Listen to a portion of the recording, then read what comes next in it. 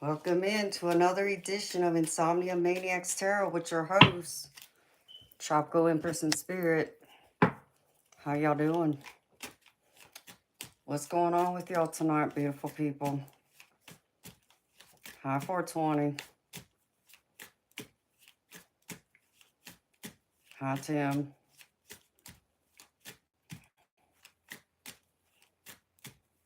I'm never on schedule, but I'm always on time. I always show up on the perfect timing, so I'm entitled to be a few minutes late. What y'all up to? Who else is here? Hi, Sunnyland. How you doing, beautiful?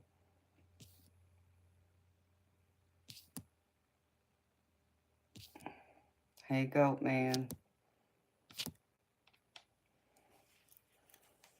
Aw, 420. You're cutting yourself low, baby. Why do you think you would never be able to have a woman like me? What makes you say that? You gotta reach for the stars, baby. Hey, Jedi. How you doing, honey?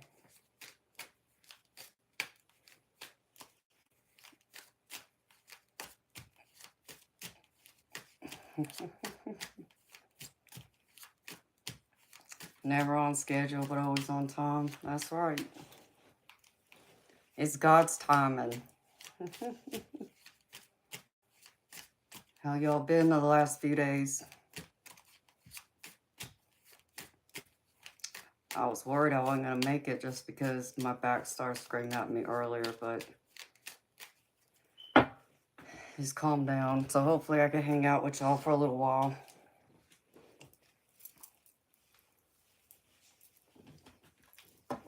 How's y'all's week been? And you got a few questions, Tim. Oh boy, let me hear the questions. I can only imagine. What, shall we do a Q&A stream one night?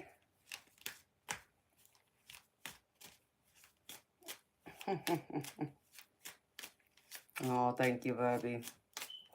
It comes and goes, baby. I mean, I think, usually it'll get that way because of the weather, but I don't think it's that. Were you an Egyptian in your past life? Oh, that's an interesting question. I don't know, baby. Gonna have to talk to Spirit about that. Ouch.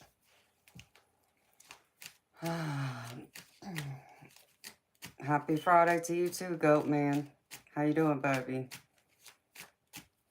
Sienna, Vanessa, whatever your name is, how old are you?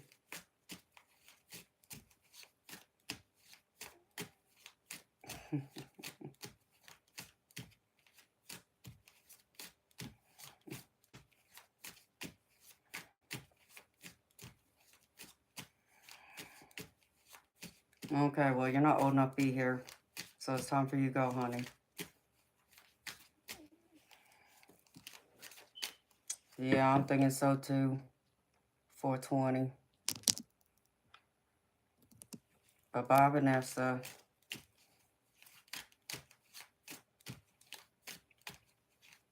Mr. Sir, time for you to go too. Be talking no smack. Because I would do circles around you. See you, bye. Go enjoy your mama's basement. Don't make a mess of it. Clean off that Cheeto dust while you at it too.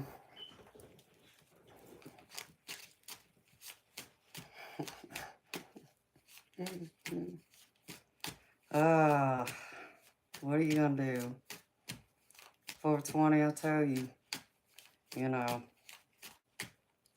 Mama must have let him out of the basement again. They don't know how to come in here and act the fool. And usually I just, bounce them, but, hey. I mean, one of these days, I'm going to switch it up on them. They ain't going to see it coming, but, I ain't going to give it away. Don't come messing with me. My parents didn't raise a fool. It's like I was sitting there watching. I was watching a stream the other night. And it's, you know, a channel where, I mean, the channel's huge. They just hit 1 million subscribers. And I think that's great. You know, I'm subscribed to their channel. And so they finally decided to do a live because they was like within what, I think like 100 people of reaching the actual 1 million mark. And you know, people are on there talking about, because people are making donations to them to congratulate them, which I think is very sweet. And I also made a donation to them. And then people are in there talking about how, oh, they don't need the money. It's like, okay, you really think that it don't cost nothing to run a channel? And all the time and energy and effort that goes into it, yeah, I get lost. All them haters out there. Hi, Eternal. So, it's always interesting how you see all these people that want to do this, but yet they're the ones hiding behind a screen. I'm not. I'm out here. I'm not scared. So, yeah, for 21 million. And it's understandable, you know, why it hit that high. You know, it don't take nothing against, you know, away from them guys, because I know how much work it takes to do it. But yeah, it was really great. Oh, my day's been good. I can't complain. I mean, I could, but you know, I wouldn't do anything. Won't change nothing. So I'm just here out here with y'all. You need sleep, Tim? Well, get some sleep, sweetheart. I know you got to go to work tomorrow, or I'm assuming you are. Hi, Elise. How you doing, honey? So how was your day, goat man? You do anything? Do anything interesting, fun? Because before I came on, I'm gravy, beautiful. Thank you for asking. How about you, Elise? So I was going through and I was doing the daily general collective for the Patreon members. In case y'all don't know, I have that Patreon page, and the last couple of days I didn't post anything. I was trying to, but stupid YouTube is like, they end up like, I don't know what happens sometimes. I upload some of my videos and then it's like it stops at like halfway and it doesn't finish loading. I don't understand why it does that. So I apologize, but I did upload another one. So I'm hoping that one will go through.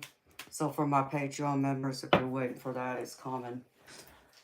And so I was going to do just a private live, you know, because obviously this will get posted faster, or it should, if I was to, you know, link it to the Patreon for my members. But I decided to come out here. If I was going to do a general collective, I'll do it out here with everyone. So,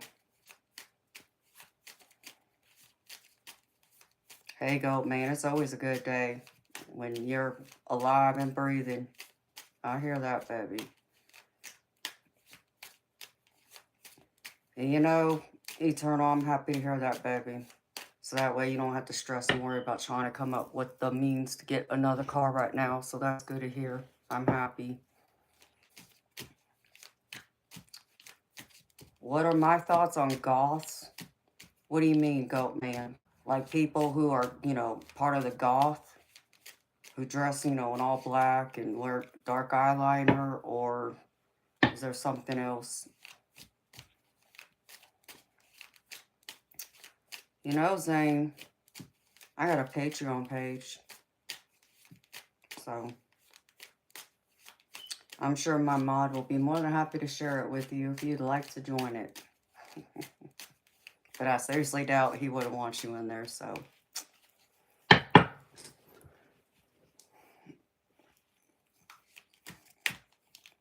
Hello, Randy.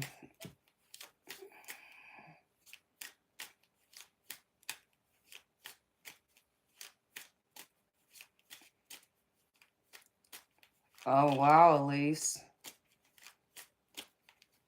What does it feel like, a soulmate connection? Almost like that hug swept you off your feet, sweetheart. I like that. Oh, Elise, I completely understand, beautiful. That's all I want. You know, it's funny. I was watching something earlier today. It was a quick short, and it was someone I follow. A very nice guy, and he was over there talking about how, and it reminds me so much of my daddy. You know, talking about, you know, if guys are going to step up and want to, you know, date someone, they need to come and step up to the table with the mindset of being able to provide and protect, because, you know, traditionally that's what men are supposed to do. And, you know, pretty much talking about women, you know, yeah, they might be independent and they may have their own money, but it doesn't mean that you get to get a free pass and lay down and be lazy and, you know, laying up next to her. That's not going to work. You don't deserve access to her if you can't come in and take some of the load off her shoulders. Because if not, you need to, like, you know, go the other direction. It's pretty much sum it up. And it really made me think a lot of my daddy. Because, you know, my brother and my daddy's best friend have said to me that my daddy, if he was here, which I've heard my daddy say when he was alive about, you know, if a man really loves you, cares about you, he's not going to sit back and watch you struggle. He's not going to sit back and watch you go without. When there's something himself that he can do to change it, and he will step up. So, and it made me think of that. It's like, yeah, that's very true. Don't even bother. Because, yeah, I might be able to do it by myself, but doesn't mean I want to.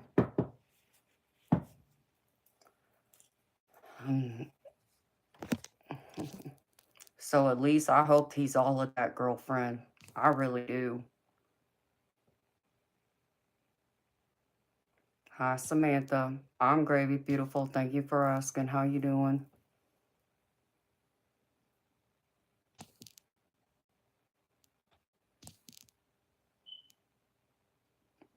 People of the Gothic community. I mean, go man, I don't have anything bad to say about them. I mean, I know people who are considered goth. Um, I actually dated a guy in high school who was more like goth. Um, and he was a big guy too. When I say big, he was, oh man, he was over 6 foot, and I'd say he weighed every bit of 250 pounds.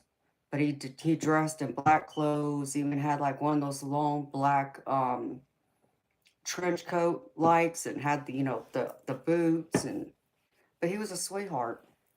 And you know me, I'm not one, I don't judge people on looks. So goth people, I mean, there's some that can get a little dark. That's like, yeah, I showed myself from that, because some of that energy gets to be too draining.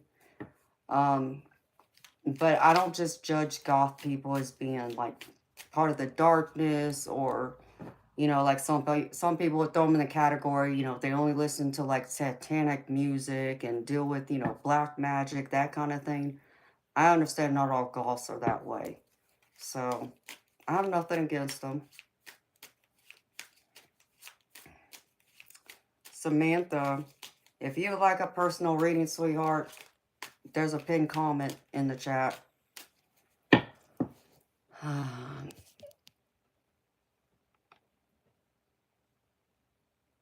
Reversed images. Yeah, I understand, honey. I'm an empath, so I get it.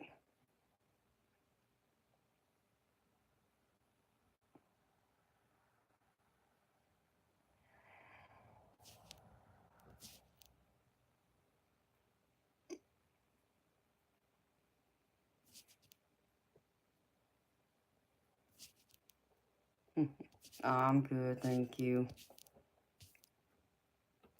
Yes, Elise, I do know, honey. Metalheads? You talk about metalheads, you talking about like heavy metal? Yeah. I'm no problem against them either. I actually listen to heavy metal. Believe it or not, I went to Ozfest of '99 where I literally got to meet Ozzy Osbourne backstage before the band performs. And there was a few other bands there. There was Slayer, and which I got the drumstick from their band and when they threw it out to the audience. And there was another one, I can't think of who it is. So yeah, I don't have nothing against that either. Wow, at least that's crazy. You know how some people are.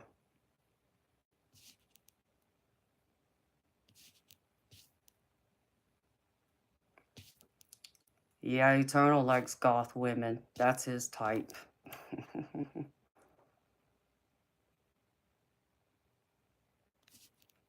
Oh, I'm sorry you can't hear me, Elise.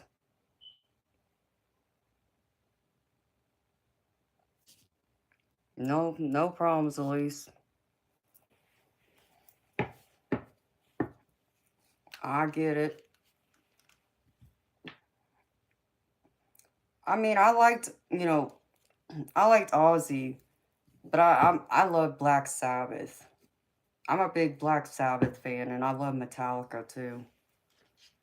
I listen to all kinds of music. Hi, Sage. It's good to see you, beautiful. So, but I'm happy at least you got some direction, honey. You know, you ain't seen all the Oracle decks I got on love. When I say I got all kinds, I'm looking at them.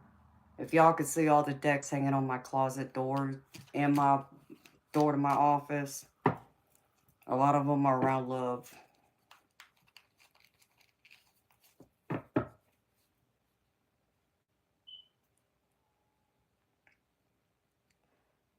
Yeah, I like a little bit of country.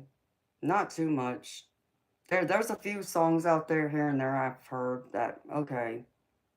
But I'm not a big country fan. I can listen to it if I have to, but not really. You know, I mean, a few people I could think of would be like Tim McGraw, Faith Hill, um, man, what's his name? Brett something. But that's about it. So, so I do, I listen to all that, but I like, R&B, the hip hop and rap. God, it's changed so much. I can't listen to hardly any of it anymore. I like the older stuff. The R&B, soul music, I can listen to that. Um, and I just like regular rock music too. And I'm also, I'm a softie, so I like the soft rock, the elevator music, as some people would refer to it as.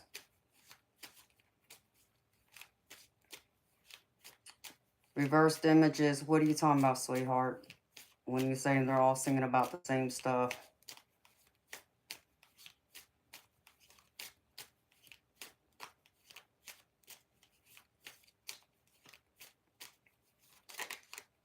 Well, hopefully it helps you, girlfriend.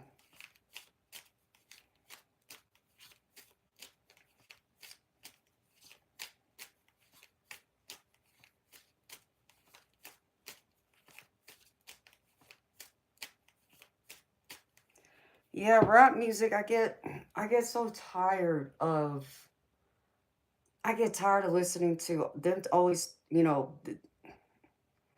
the biggest thing I hate is, talking, the constant violence, especially the gangster raps. Like, I can live without that. But even all them songs out there that are calling women all these, bad names, it's like, I can't jive with that. I just don't. Um, but I try and respect the music in the context of, okay, obviously, a lot of music is poetry, right?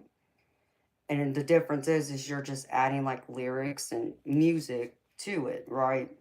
So So I understand a lot of, what's out there, it's someone's personal life, a lot of it is. So they're expressing it from personal experience, personal pain. So and sometimes, as I say, I think healing, music is very healing.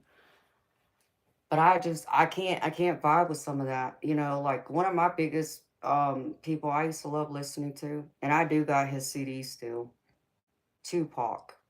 I love Tupac. I can listen to a lot of his stuff. Um, but then there's some of it, it's like, no, I just can't listen to that song. And it varies.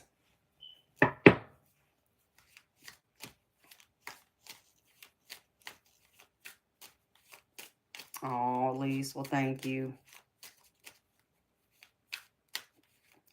Reverse images, yeah, a lot of it's that too. You're right. A lot of the country music is about that. And, like I said, some of that music is good if you're going through something like that. So it really resonates. But when you're not, it's like, "Oh, I can't listen to this crap."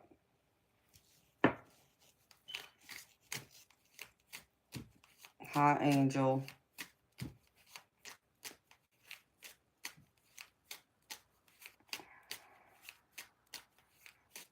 Hi, Kindly Luda.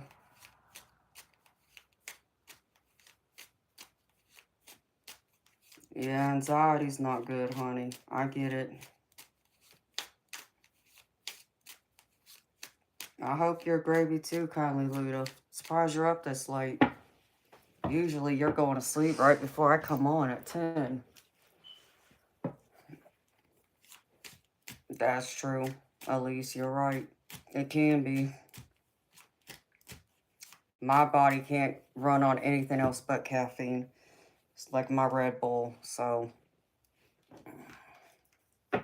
And then it's like when I go to the bowling alley, I mean, I sweat because I'm a power thrower.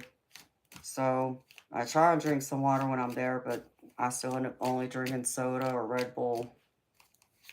Bad habit. But when I need my Red Bull for like when I, am up late with y'all, or like when I was, bowling, and, mostly when I was shooting pool before, when I play in those 3-day tournaments, only going on a few hours sleep in between. I needed my Red Bull back then, so.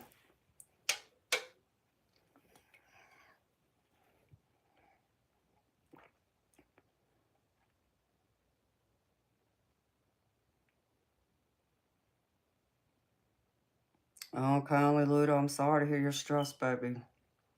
I can relate. I can relate, baby. Trust me, I can relate.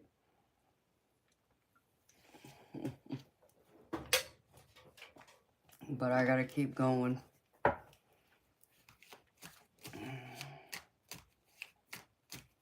So, that's a lot, reverse images. I'm sorry, honey.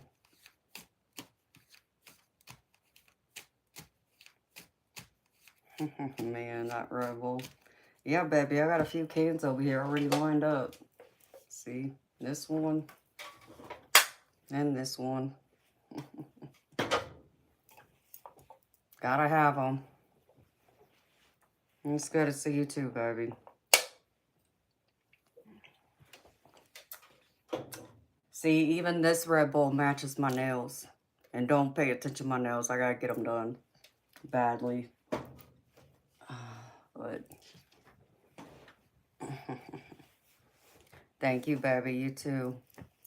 See you next time, honey. You wish you could drink them? At least don't pick up a bad habit, honey. My Red Bull, it's crazy because when I was shooting pool originally, I would drink soda, but then I started drinking Monster. And I drank that for years. And then I quit. I stopped drinking it, and I couldn't even tell you why. Um, and then one day I went, I don't know, I'm probably was at the pool hall. That would be the only thing that would make sense to me. And I needed an energy drink. They didn't have Monster, but they had Red Bull. Like, what the hell, It's an energy drink. I got stuck on Red Bull ever since then.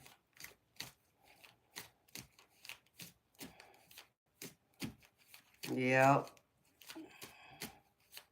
You do press-on nails? No, mine are acrylic, honey. I have to. Especially when I pick up a bowling ball. Yeah. I could bowl and not break my nose, but if they were like the press-on, like you buy, you know, the store, yeah, I don't think those nails would hold up.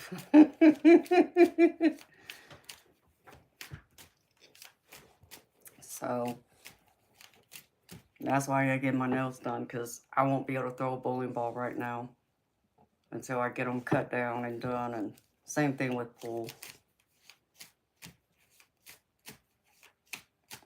Oh, I'm sorry, beautiful. I've been the release, and in a sense, I'm still going through it, but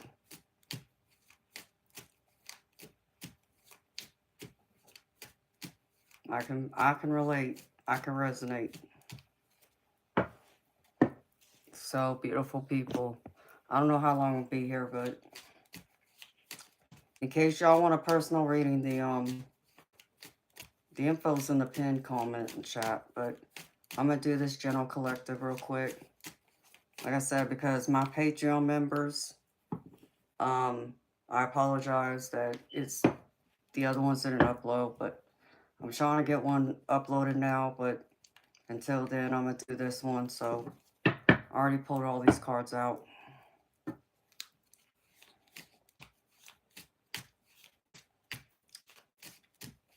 No, I'm sorry, Angel Eyes. We'll get some sleep, honey. See you next time. All right, beautiful people. So, for the general collective, again, this is a general collective. It's not a personal reading. And it covers all 12 signs. So it does not matter what your zodiac sign is. If you're here, you're part of collective. Take what resonates. Leave behind the rest. If something doesn't fit, don't force it to fit. All right. All right, goat man. You too, honey. See you next time. Have a good night. All right. So the overall energy for the tarot cards I pulled out, this involves y'all's personal life. Commitment. All right. So there's something about your commitment. And yes, this feels personal. It feels relationship. So this can be your romantic partner. This can be even, you know, family, you know, an obligation of some kind. It could be even a friend. Y'all take it how it fits. But it looks like y'all haven't been getting along. There's disputes at home. Because the other card that was underneath that was home. So this is around your home life, family life. Even if you have a significant partner. There's a lot of changes coming. There's a lot of changes you're having to adapt to. And I feel like it's a struggle. And even for some of y'all, and I'm not calling y'all out, okay? I'm just telling you what I got. You know, when it comes to your relationships, more specifically romantic relationships, there's going to be a need to have to let go. There's going to be a need to have to change. Because I'm getting like some of y'all, whoever this is for, this has to do like around either you're getting jealous, you know, with your partner, or your partner's getting jealous with you. Or even for some of y'all, could be back and forth. Like jealousy, like, you know, don't matter man or woman. You could be getting mad because you hear that your partner is over there talking with so-and-so, you know, someone of the opposite sex, and that makes you jealous and you feel threatened and then you feel insecure and then you react. And it causes problems. It causes nothing but conflict. And though, you know, he may not have done nothing, he or she may not have done nothing, but just simply by them being, you know, and talking to somebody else, it triggers you. So to me, there's like a wound over there that needs some healing, you know, and y'all hear me say this all the time. You know, don't go trading, you know, people in your life right now and make them pay for people from your past. That's not fair. It's not right, you know, because all you're doing is poisoning your new relationships. And then how long is it going to last? I mean, if you're not going to sit there and, give them an opportunity to allow them to prove themselves, and, it's all based on behavior, right? So I understand if, you're hesitant, you're cautious right now, talking to someone new, you're still getting to know each other, but there's still that need to not overreact just because, they said hi to so and so, or they had, a conversation, you got to make clear what your boundaries are, but don't feel threatened either. And if you do, then, my beautiful people, I would have to ask y'all the question, why? Why is it triggering you? Why are you getting jealous? Why do you feel threatened? Why do you feel insecure? Because, the person you're talking to just, had a conversation with someone else, or maybe they shared a joke, why?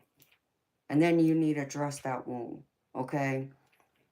And understand me, beautiful people, let me put it to y'all this way. If that person ain't over there kissing on that person, why are you getting upset? Okay, like to me, someone cheating is the physical act. But that's me. But I'm a different breed. But I understand many of y'all would look at it differently, just them having a conversation with someone else. Okay, I get it, but I don't at the same time.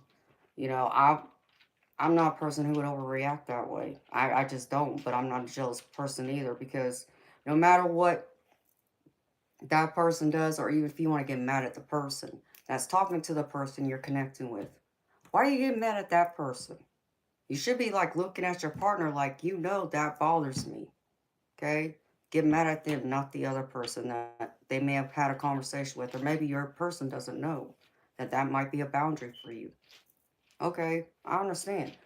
But then it's like, I tell y'all, which is what I don't understand, I think, many times, but it's what I grew up in. When you go to work, you're normally working around people of both, your sex and the opposite sex. So you're going to have to, have conversations with someone of the opposite sex, right? So what's the difference? Oh, because y'all working together, you make the exception? Like, make that make sense to me. It doesn't. Okay, you could be a little more, secure because, oh, well, they have to talk. They have to socialize because they work together. Like, why can't you make the exception that they can't have friends, or, say hi and, have pleasantries with someone else? As long as that person is being upfront with you and it's like, listen, yeah, he or she may have, said hi and, maybe they tried hitting on them, but if they rejected them, then that should make you feel more secure in yourself and in that relationship and in your person. Not worrying about what the other person that they were talking to is doing. Because it does not matter. I say this too. It doesn't matter what, how do I put this? Someone could come through and come towards your person, your significant other, whoever it is, and hit on them. Yeah, that can happen. But at the same time, does that mean that your person's going to accept their advances? No. They can turn around and reject them. Say, no, I'm sorry. I'm happy. I got someone over here. But then some of y'all still overreact. And then you feel insecure. You feel threatened. It's like, it's been one of those things that I've had to deal with in my relationships, because y'all know I shoot, pull, and bowl. What does that mean? I'm around guys all the time. But it's not just guys I'm around. I have ladies who also bowl and shoot pool with me. So it's both. So it's like, yeah, and I end up becoming friends with them, but I'm not over there trying to get with so and so either. And I remember someone had said this to me a long time ago. Well, it's not you I don't trust, it's them. What? What do you mean? Okay, you don't trust them because you think they're going to try, or they're going to try and win me over. Is that what you think? Like, do you not understand that I still have a say in this? So yeah, that person can hit on me. Yeah, they can try and ask for my number. They can do this and do that. But it's still up to me to say no. So what do you have to worry about? It still comes back to trusting me. Not what they're doing. Me. And only me. And I think, it took them a while to really listen to what I was saying and see it from that point of view. And understand me, I was patient with them. But I gotta tell y'all, it was hard. It was hard because I'd already been in those relationships in the past where they got, guys were jealous and it didn't matter what I said to them. It didn't matter what I did. They were never going to feel secure and happy, always feeling threatened, because they're like, well, look at you. You're a beautiful woman. You can have anybody you want. Yeah, dummy, but you don't realize I picked you. I didn't pick all them. I picked you. And now you're acting like a fool. Now you're going to make me second guess my choice. And so I want y'all to think about it that regard too.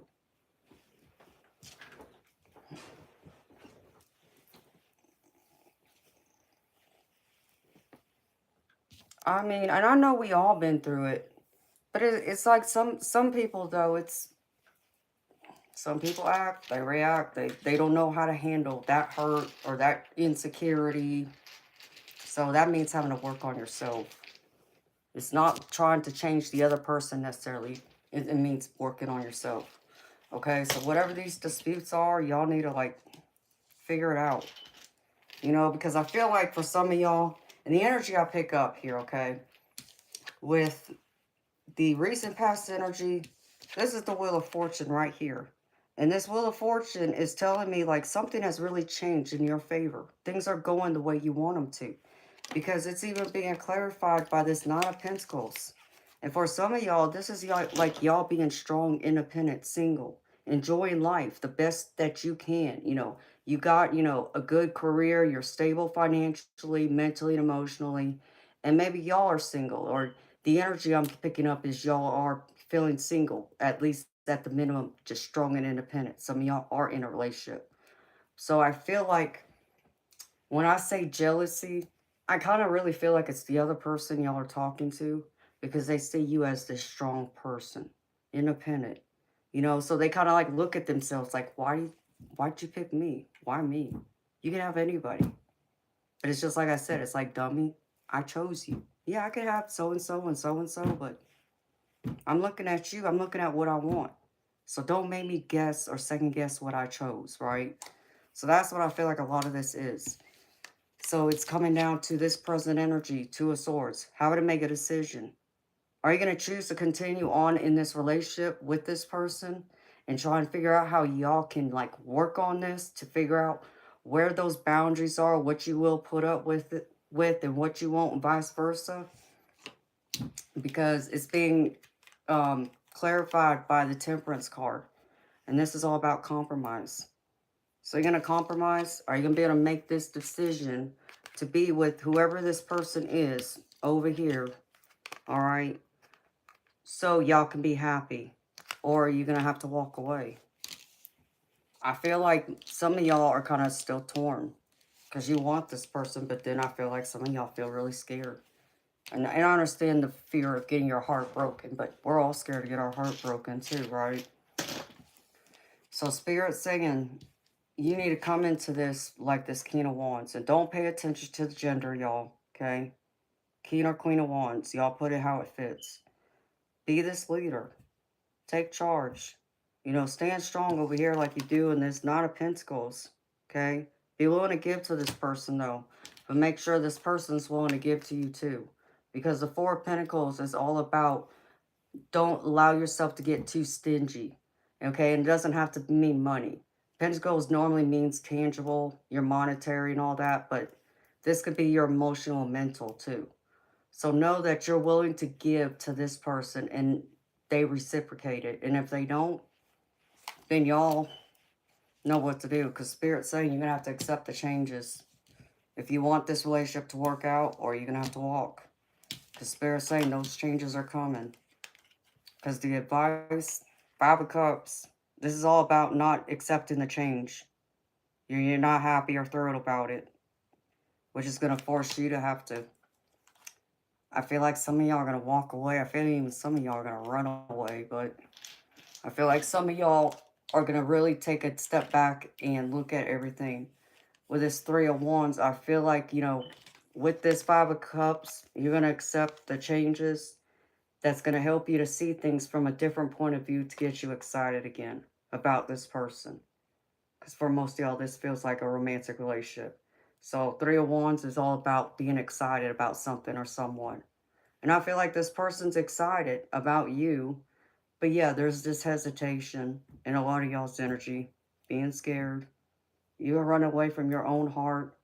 You know, Spirit saying lean in this with your heart and not your head and see what happens.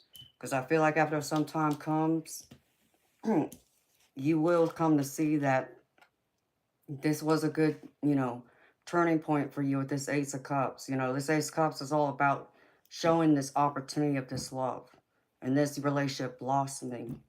So this is giving you that opportunity. Do you want to build with this person while it's new and you're still learning about each other because this feels very new? Or are you ready just to say, no, I'm not ready? Because for somebody out there, I pick up an avoidant energy. Like, yeah, you have this idea, you want a relationship, but it still scares you. Because I still feel like you don't want to be um, pinned down. I feel like you don't want to be tied down to one person. You still want your cake and eat it too. I'm not going to sit here and judge y'all for that. That's on y'all. Just be upfront with the person you're connecting with. Because that could create some of this jealousy that I'm getting to. Because I have this jealousy card out here. This is why I'm saying it. Okay?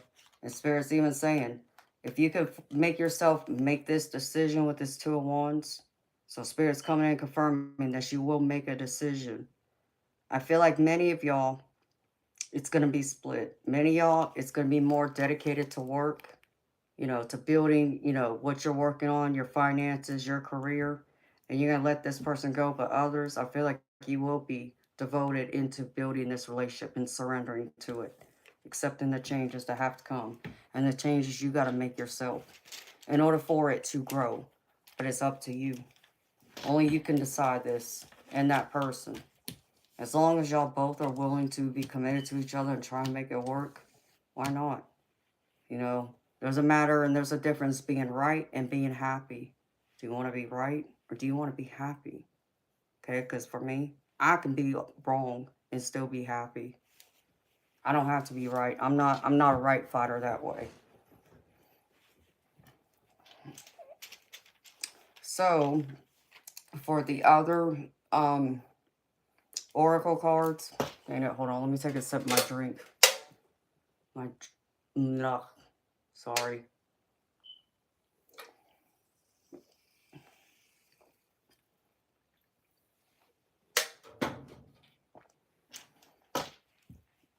Spirit wants you to get creative.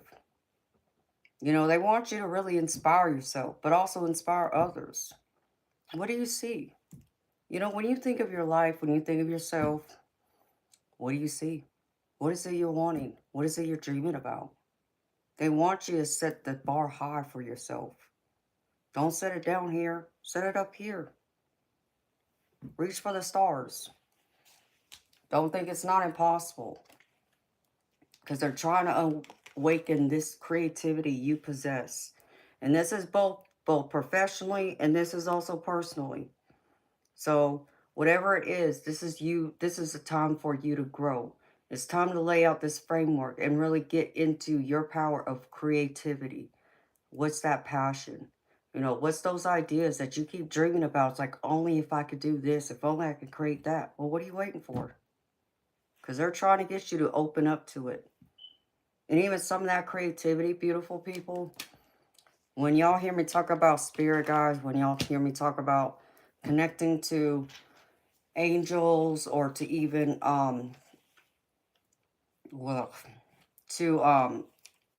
like my loved ones, or even trying to do a mediumship reading for someone to connect them to a loved one, part of that has to do with putting my ego to the side and not trying to control it. That's like tapping into that creativity side of your brain if you really want to bring your brain into this. But really, for me, it's the outside channel of it. But you still got to have that imagination. It's not that you're imagining it, but it's where your intuition comes from, which connects you to the other side. So tap right into it. Spirit's trying to get you to open that door. Because I feel like there's a whole new world waiting for you, is what they're showing me. And then, when it comes to y'all's money and y'all's career, like I feel like y'all are looking to the universe for help. And they're trying to help you. They're trying to guide you because I have the angelic help here.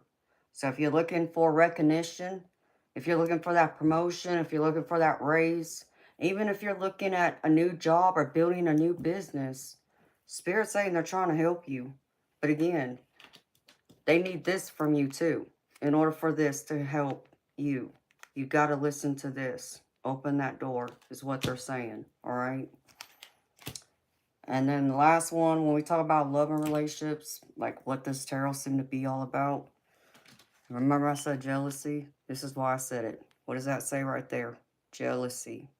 So it's time to nip that in the butt, beautiful people. It's time to surrender. Don't allow your worries, your fears, or thinking you're not good enough, or that person's going to do you wrong, to allow you from having a potential happily ever after. You know, can you work on yourself? I know it's not impossible because I've watched people do it. I've watched someone do it. And like I said, it took some patience from me. I had to really, you know, look at it, because you could say I gave them grace. Because I understood, you know, like many of y'all would say to me, well, Amanda, I've been cheated on. It's hard for me to trust someone new. I get that. But see, I've been cheated on too. And, you know, every single time I was cheated on, I walked away from that person. And when I met someone new and started a new relationship, I wasn't over there accusing them. I wasn't worried about other women coming around them. I put that trust in them that they were going to do right by me. And if they didn't, well, you know what? I believe in myself and I love myself enough to say bye-bye and keep moving on. But I wasn't going to be insecure or act crazy or possessive. You know, it seems like a lot of people seem to get possessive.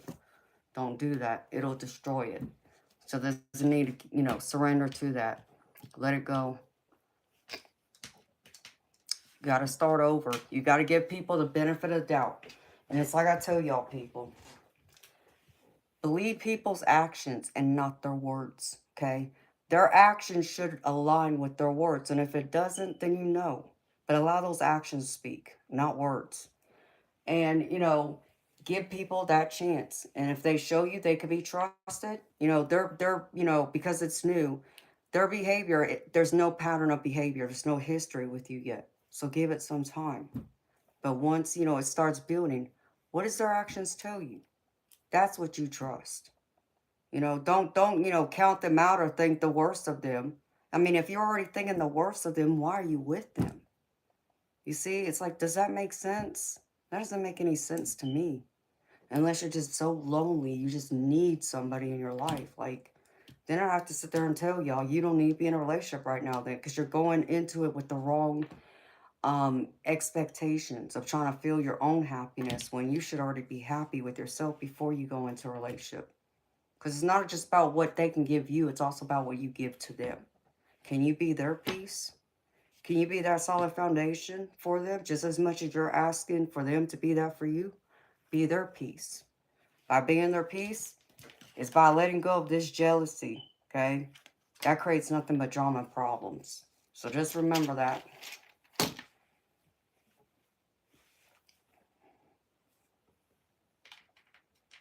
And yeah, I know, honey. Some do. It's true. You know, there's always going to be, you know, people get locked in their ego sometimes. And, you know, yeah, I mean, attractive people, they're going to get attention from other people. This is true. I get that. But doesn't mean that person got my heart. You know, if I already gave my heart away, nobody else is getting it. You know, except for that person that I gave it to. I gave them the key. And that's all there is to it. And the other people's like, well, sorry, I'm not available. And, you know, people be like, yeah, but some people don't know how to turn other people down. And, you know, and then their ego, it's like, oh, I'm getting all this other attention. You know what? Then they're not mature. They're not mentally or emotionally mature, which would tell me they're not the one then. It's time for you to find the one. So let them go. Free yourself.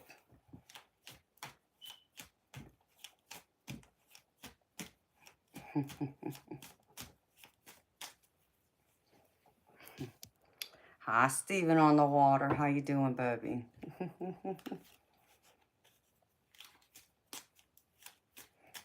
Oh, well, thank you, honey. I appreciate that. He had a couple of them who did. I actually had one that I was supposed to be getting married to. Literally. When I say we were engaged, well, we weren't technically engaged yet, but we had already gone to the jewelry store and picked out my engagement ring. And he put it on layaway. Okay? So I knew it was supposed to be coming. It was supposed to be coming. And then one day I went over there for our date night. I went over to his house and he sat me down and he just had this look on his face and it's like, yeah, I could read the energy. And so he had told me, well, I was up at the bar the other night and yeah, I went home with someone. Okay, well, thank you for being honest with me. There ain't nothing else to say. I'm leaving. It's over. And I got up and I walked out the door and I never looked back. I never saw him again, never heard from him again. Didn't even try calling him. I didn't care. It was done. And then I had someone else. He talk about a player, I mean, he ended up knocking somebody up. And what was even more messed up is his parents knew who I was. I was his girlfriend. Like when I say I was his girlfriend, his parents knew me, his brother knew me. I was over there for family holidays for like Christmas and Thanksgiving. It's like you gotta be a fool, right? So I even started calling his mom mom. And he ended up going out with someone else on Valentine's Day and told me he had to work. Well, I had a feeling something told me he wasn't at work. I could not tell you how I knew, I just knew. And I had plans on going up there and surprising him at work for Valentine's Day. I was going to take him some roses, in fact. And sure enough, I called his work before I left because it was like 30-minute drive. And my girlfriend was going to take me up there because I didn't have a car at the time. And so I call and whoever I spoke to said, oh, well, he just left like an hour ago. Oh, really? Oh, okay. So I decided I'll wait a few minutes. Let's just see if that man will, show up in my house. I'll give him some time, before I think the worst. Well, I'll give him some time. About another 30 minutes, hour goes by. Still ain't heard from him. He ain't at my door. So I called his house. His mom answered the phone. I said, Mom, where's your son? She's like, well, he's at work. I said, oh, no, he's not. Because I just called and he's not there. They said he already left. She's like, oh, well, I don't know. I'll call him, and then I'll call you back. Okay. And it was probably 30 minutes later, he calls me and says that he was going out. Oh, really? Oh, okay. Mm-hmm. Yeah, so I already knew. And I found out he had knocked up some girl and he took her to the movies. I found that out later because my ex-boyfriend worked with him. And so he ended up seeing him that day. And then he said he saw him at the movie theater with someone else. It wasn't me because he thought it was me. It should have been me because he knew we were together. He said, no, it was someone else. Oh, well, that answers that. So, done. See you, bye. Never talk to him again either.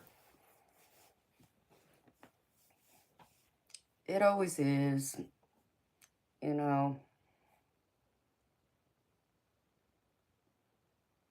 No. And you get blindsided by it. And was I hurt? Of course I was hurt. I was really hurt. But I got over it, y'all.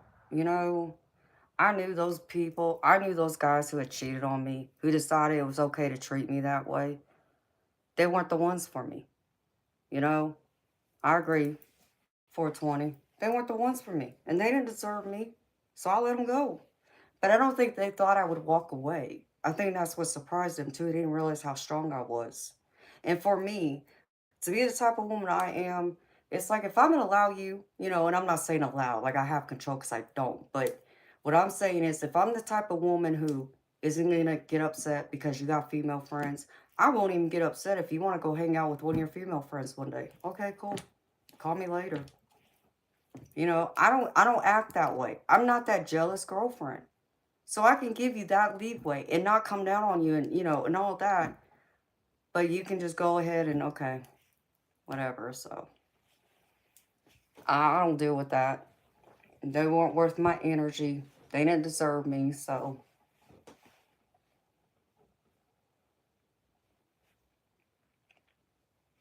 Inked one. I think so many people, they you know what I think it is? I think it's the internet, truthfully. I mean, even though this happened to me before the internet or right as the internet just started, like AOL and dial up, I think the internet, destroyed a lot of relationships because people are more easily accessible. Okay, in the context of, people are out there on social media. Okay, so people see all these other people. Oh, and then, oh, I don't actually have to have their number to talk to them. I could just message them and there it goes. And that's no excuse. But I think that's one part of it. And it's people's egos. Some people feel like maybe they're not getting the kind of love they want from the person they're with. So whatever they feel like they're not getting from that person, they look for it elsewhere. And it's sad. It really is. Because the person you're with that you committed to, whether, y'all are, exclusive or actually already married, why? That person doesn't deserve that. And then somebody say, well, they cheated on me. Okay, so why did you stay with them then? You know, if they cheated on you, that doesn't mean you stay with them and then go and fool around someone else. Like, come on. That's silliness to me. Why are you wasting your time and your energy? Oh, because I love them. Really? To me, if someone really loves you, they're not going to hurt you that way. They're not going to ever want to put you through that kind of emotional pain. So that tells me they don't love you. Or at least they're not in love with you. So again, it don't matter how much you love them. And now it's a matter of you loving yourself more than what you love them. Because they don't deserve the love you got to give. So instead of spending the rest of your time now giving them that love that they prove they don't deserve because they can't be loyal to you, now it's time to give it to yourself and set yourself free. And the one that you're meant for will come in time. But don't go rushing into it either.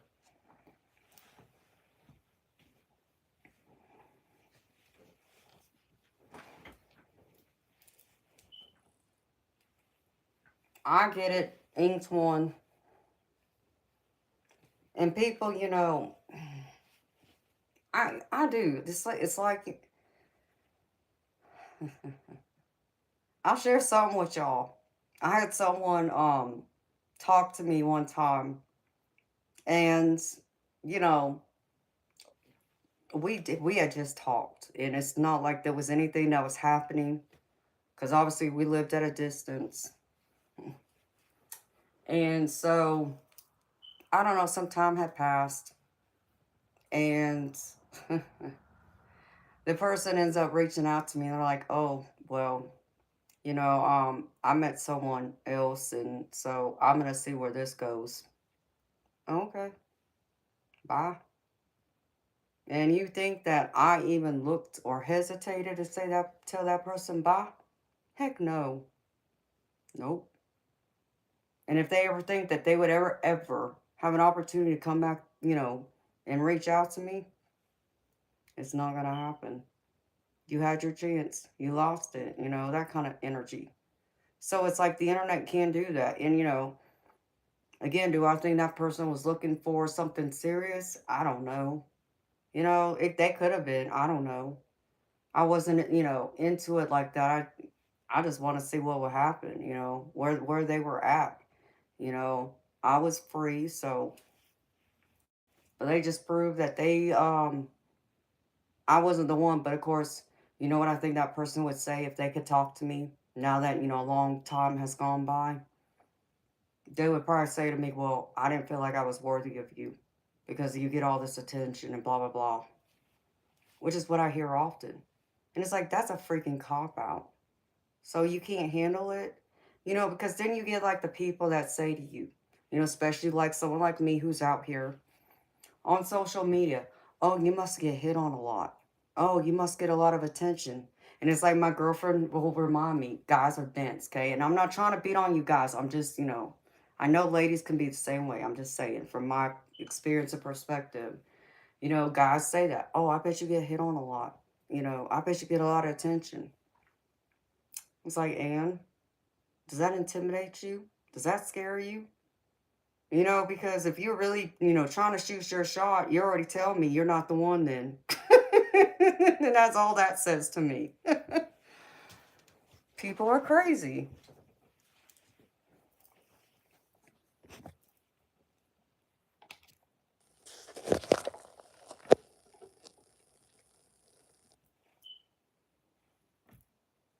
Mm, yeah, at least, honey,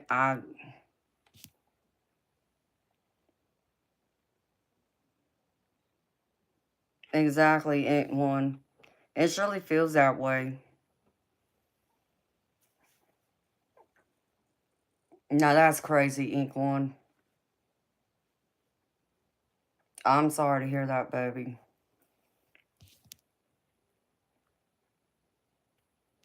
That's so true, at least. We don't need to repeat history anymore.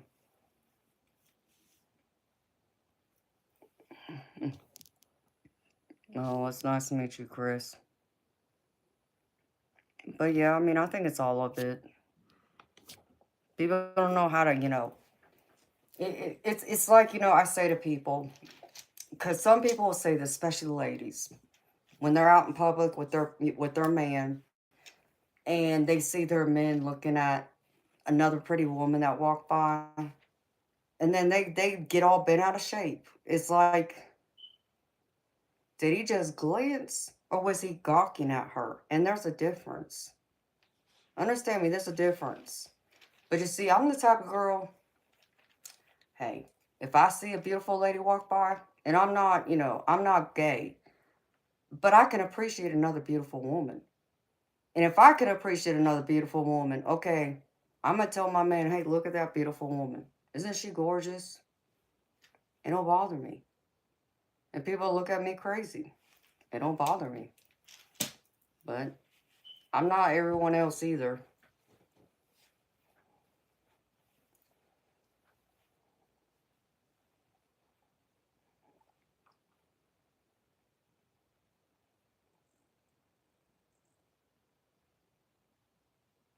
I'm sorry, Chris.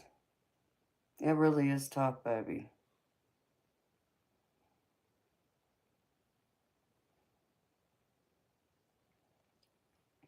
One of the Oracle decks I actually got two of them. And it's like, oh, I know what Spirit wants me to do. I got an Oracle deck that's called the Love Triangle. So, a third party relationship type. And then I even got another one that's called Sneaky. I'm like, oh dear. So,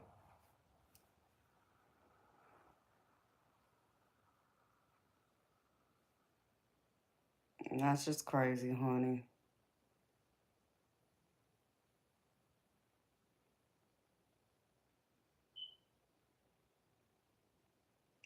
And in Chris, and that's the difference, I think, that a lot of people don't understand. Because there is a difference. Loving someone and being in love are two completely different things. And when you're in love with someone, you don't see anyone but that person.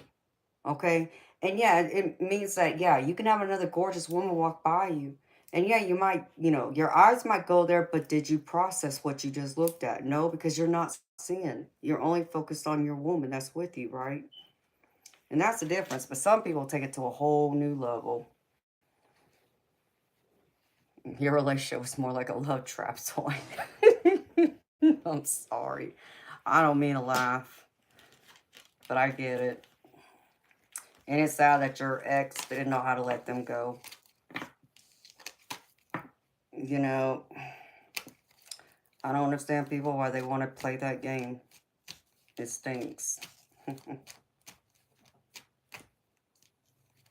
That's true, Chris. You're right.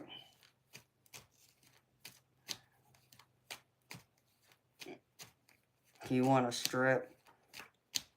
At least you mean be like an exotic dancer. Beautiful. I wouldn't judge you for it. You know, I don't judge people like that. My parents actually told me to do that. They actually told me specifically. First, they said, because I did a little bit of modeling when I was a teenager before before I turned 18. And so my parents said to me one night, dead serious, Amanda, you know what you should do when you turn 18? I looked at them, I said, what? They're like, you should pose nude for Playboy. What? And my parents were dead serious. Because they told me, they're like, yeah, look at the money you would make. Oh, and you could live in a Playboy mansion too. And I'm just like, no, I would never do that. But, you know, I have my parents' support, to say the least. And then, I think even right before I turned 18, even my mama said to me one day, she's like, you know what you should do? You know, after you turn 18? What? Be a stripper? What? No, mama. And my daddy stepped in and said, you know, you're my baby, you're always going to be my baby, but, you know, I understand you're a very attractive woman, too. And, you know, I got to agree with your mama. You would make some killer money if you walked into a strip club. And I looked at both of them and said, it'll never happen. Never ever happen. Can't do it. Won't do it. Don't care how much I make. I ain't doing that. And they respected me for it, but it was still nice to hear from my own parents that I wouldn't, you know, I wouldn't be shunned from my family or anything like that. So.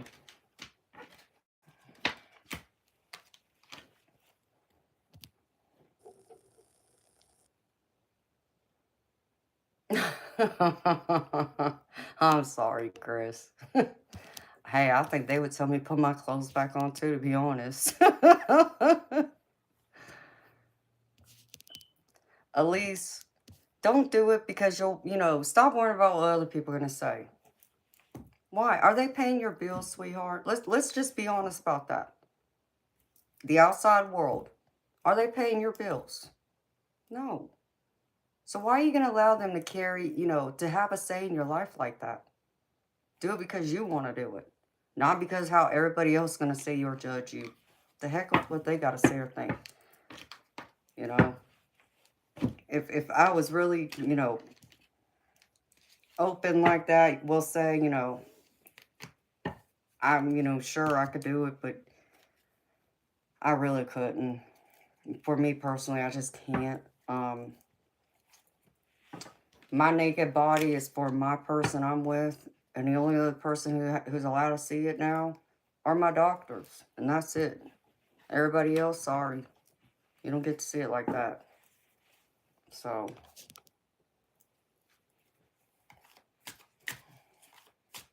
that's alright, Elise. I know you haven't been around, honey. I appreciate the chat.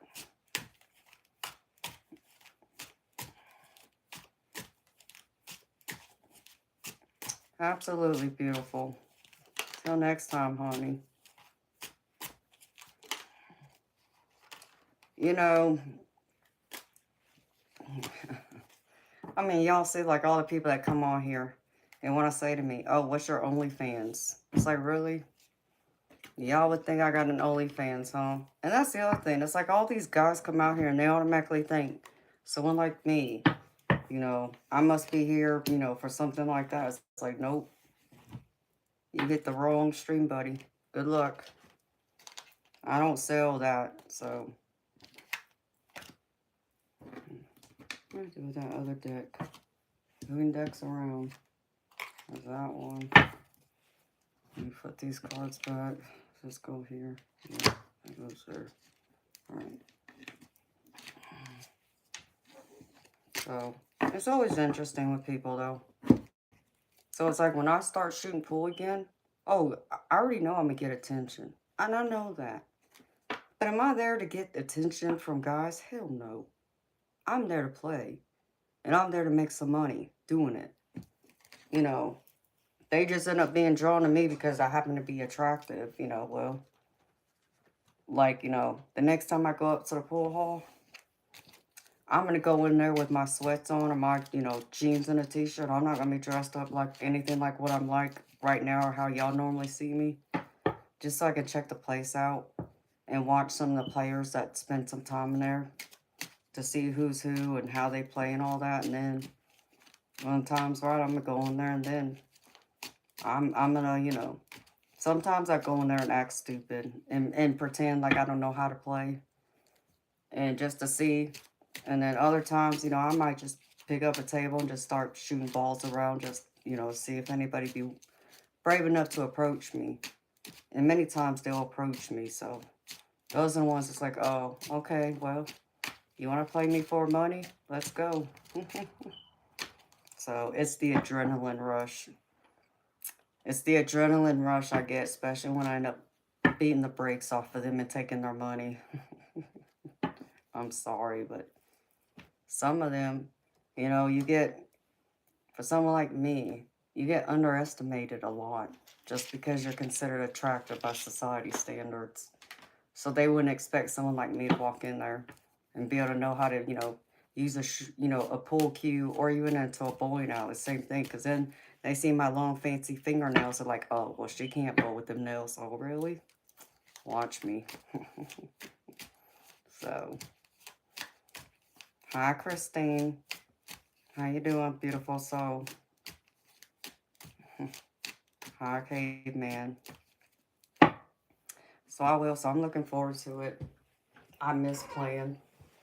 I miss pool. In fact, y'all can see I got my pool cues over there because I'm trying to shape out the tip to get it all ready.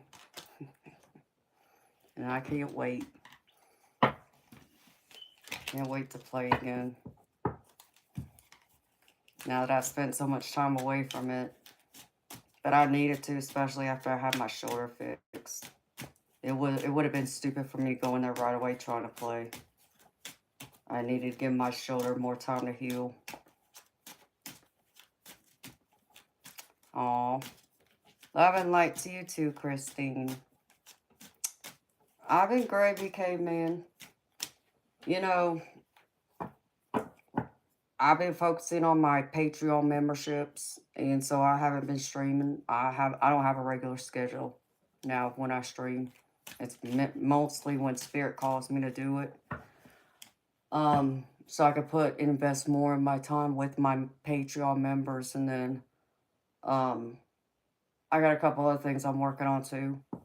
And no, I can't share that with y'all. Maybe in the future, but not right now. And I'm also looking at returning to the pool hall. It's calling my name again, so. And in order for me to really dedicate some time into playing again, I have to step away from streaming because a lot of the tournaments, it depends. Some of the tournaments are only one night tournaments, but some of the other ones that I used to play in, there were 3 nights. It would start Friday night and it would go all the way into Sunday night. You know, it's like they would start at 8 o'clock Friday night, and then they would shut it down at like 2 or 3 in the morning, Saturday morning. And then we'd have to be back up there by no later than 9 because they would start the first match at 10 in the morning. And then it would go all the way until 2, 3 o'clock into Sunday morning. And then they would shut it down and then be back up there by noon, Sunday afternoon to start the first match. And then it would go all the way until 2, 3 Sunday night. So it's a lot. So in order for me to get back into it and to have that kind of energy to do it, I know I can't be on here as much. So, man, that's how you feel, Christine. Why, life ain't been treating you good, sweetheart? What's been going on? What y'all been up to? Outside of me doing that, that's it.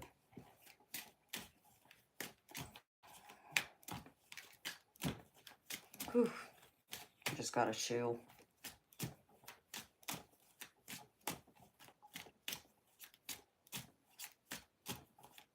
So how y'all been?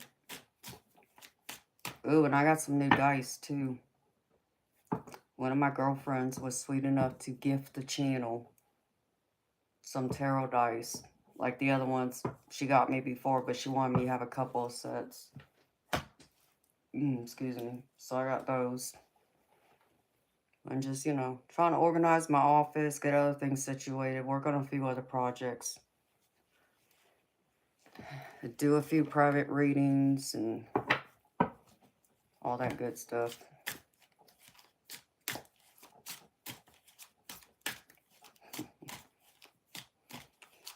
And I got a deck coming, y'all, that I still don't even know why. I can't even tell y'all why I got it. Because I really don't know. Because I'm trying to figure out, like, am I going to be able to keep a straight face? Like, am I really going to, you know, is Spirit really going to step forward and talk to me and share this kind of info with me? And we'll have to see. But,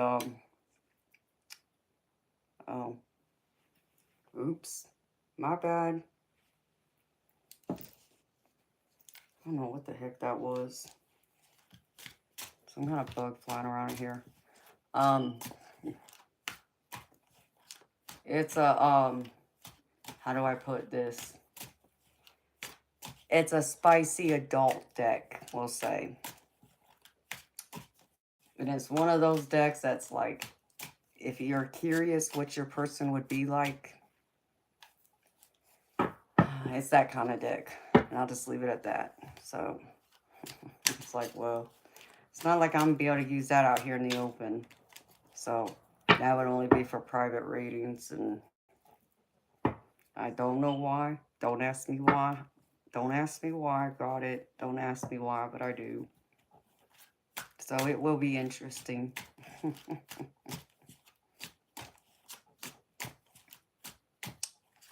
So how's everything else going on with you, Christine? Man, I saw something. Let me see. Ooh, I think I just saw a ladybug. Hold on.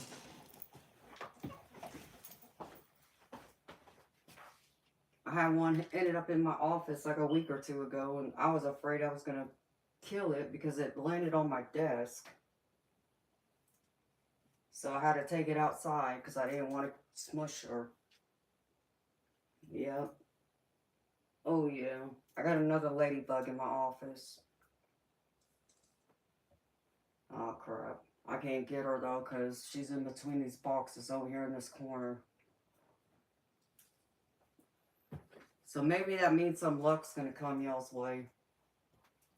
Ladybugs normally mean good luck. And then I saw a crazy spider outside, and I think it looks a lot like the one I saw last year. That it was pretty. It had pretty colors on it. It's not one I've ever seen. And so I took a picture of it, and I researched it, and found out it was like a spider from like Asia somewhere. It's like, yeah, it would have to be with all them beautiful, like, metallic, like, colors, like greens and yellows. It was pretty.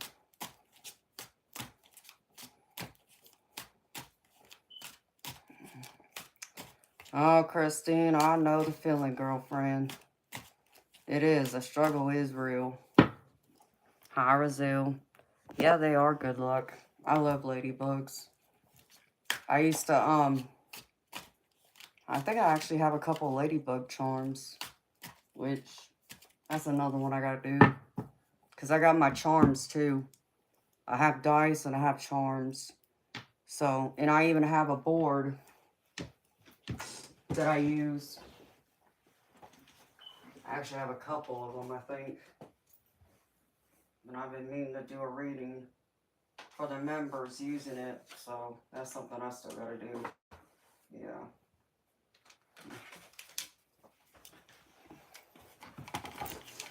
Because I'll probably start doing...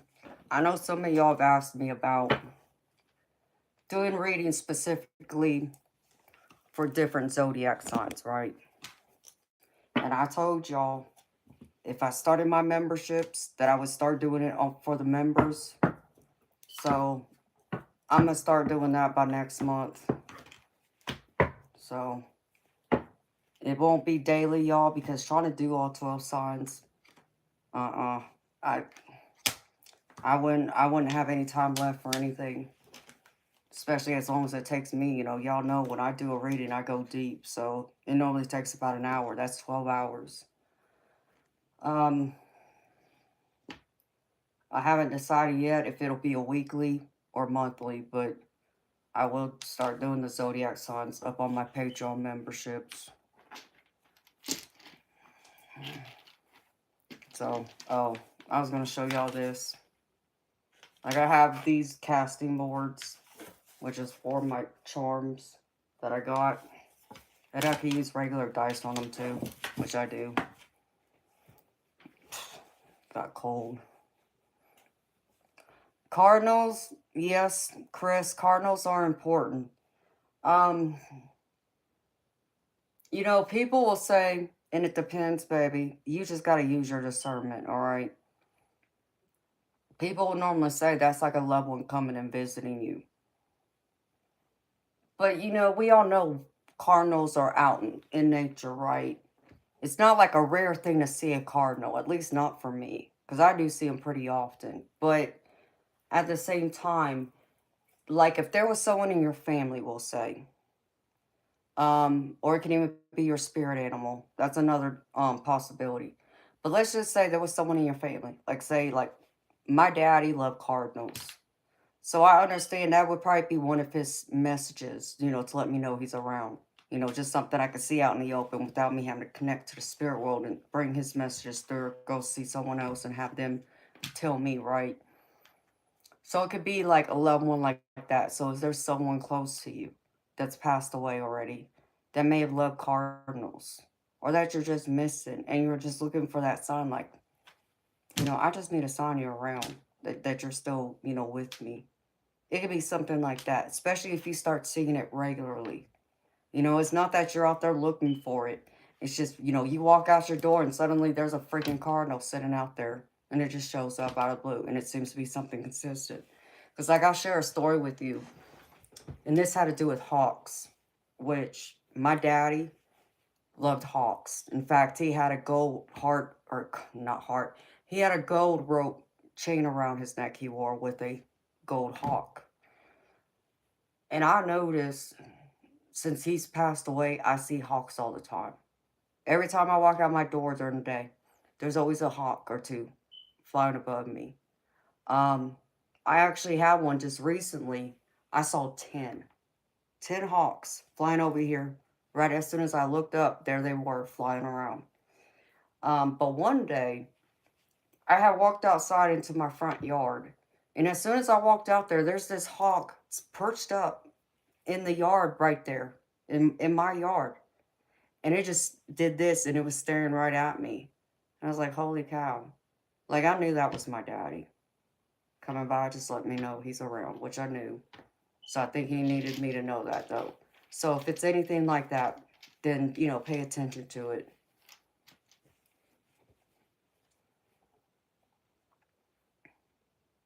You know what, Chris? That then take that as a sign. Who's someone in your life that's very important to you that's passed away, and just trust it's from them. Just letting you know that they're still around. Because what people fail to understand a lot is like when our loved ones on the inside, when they're trying to communicate with us, you know, we always expect and think, oh, their ghost is just gonna appear right in front of us, or no, we're gonna hear their voice, or we may feel them touch us. That's not true because what people don't understand is it takes a lot of energy for them to manifest, to appear in like a ghost or talk to you or touch you. It takes a lot. So instead, they'll send other signs our way to kind of let us know. That'll catch our attention. And it's almost like a postcard from heaven to say, hey, I'm here. I love you. You know, just kind of catch you off guard so you notice it without interrupting your life at the same time, if that makes any sense. So trust that.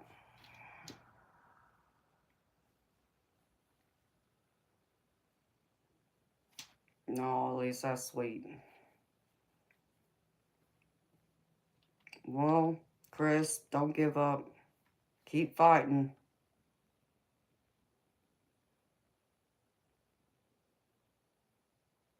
Then trust that's her.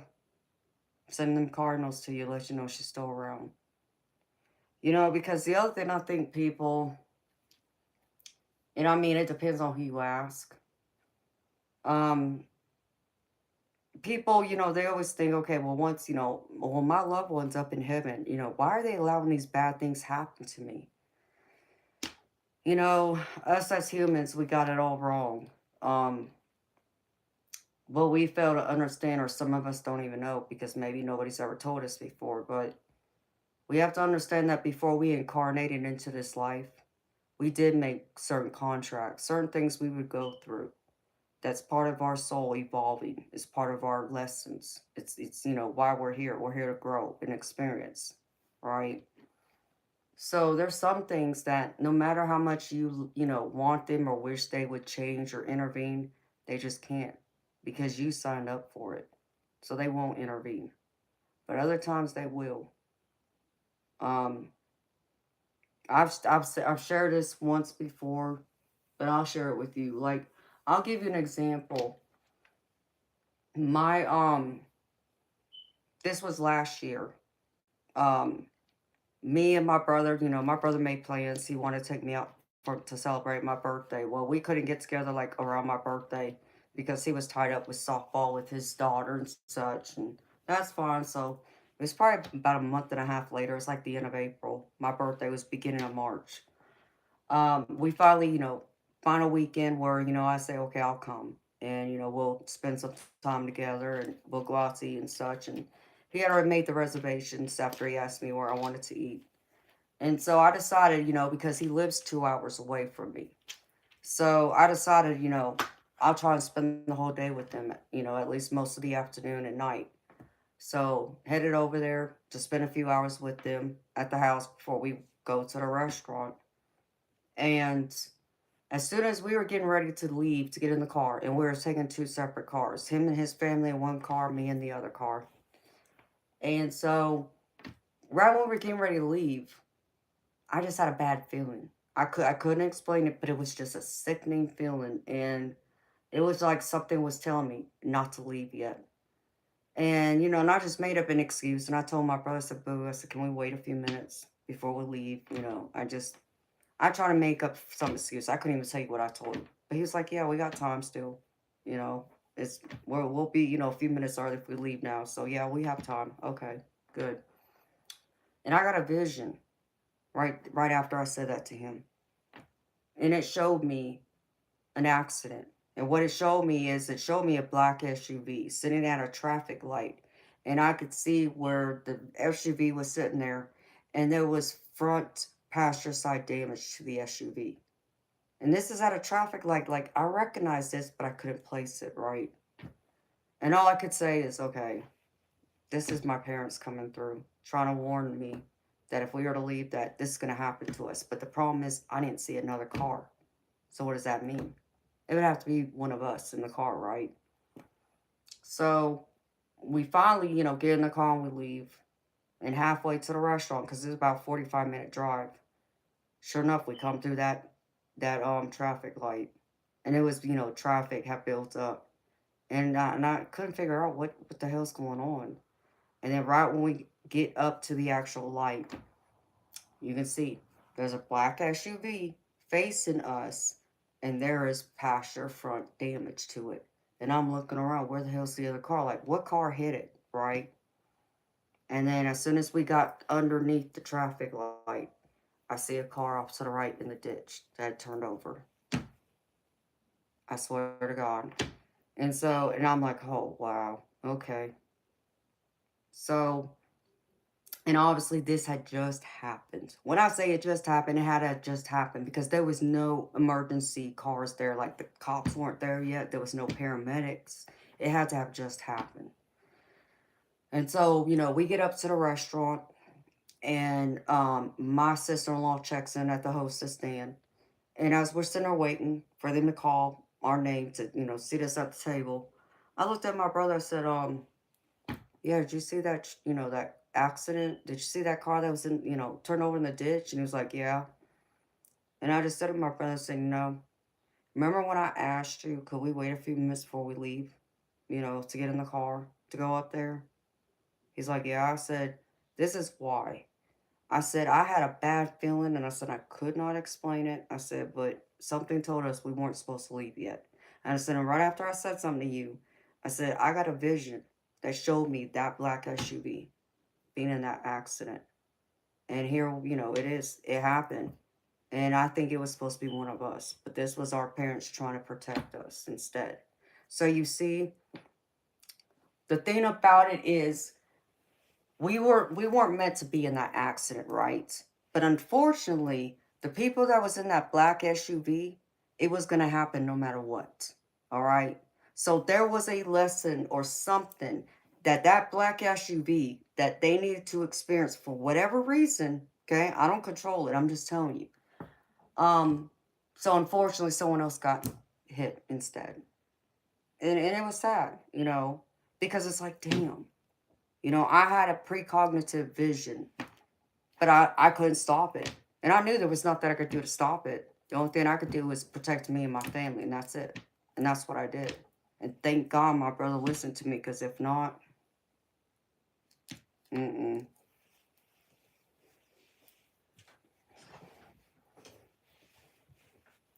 So just know that too. Hi, Fred.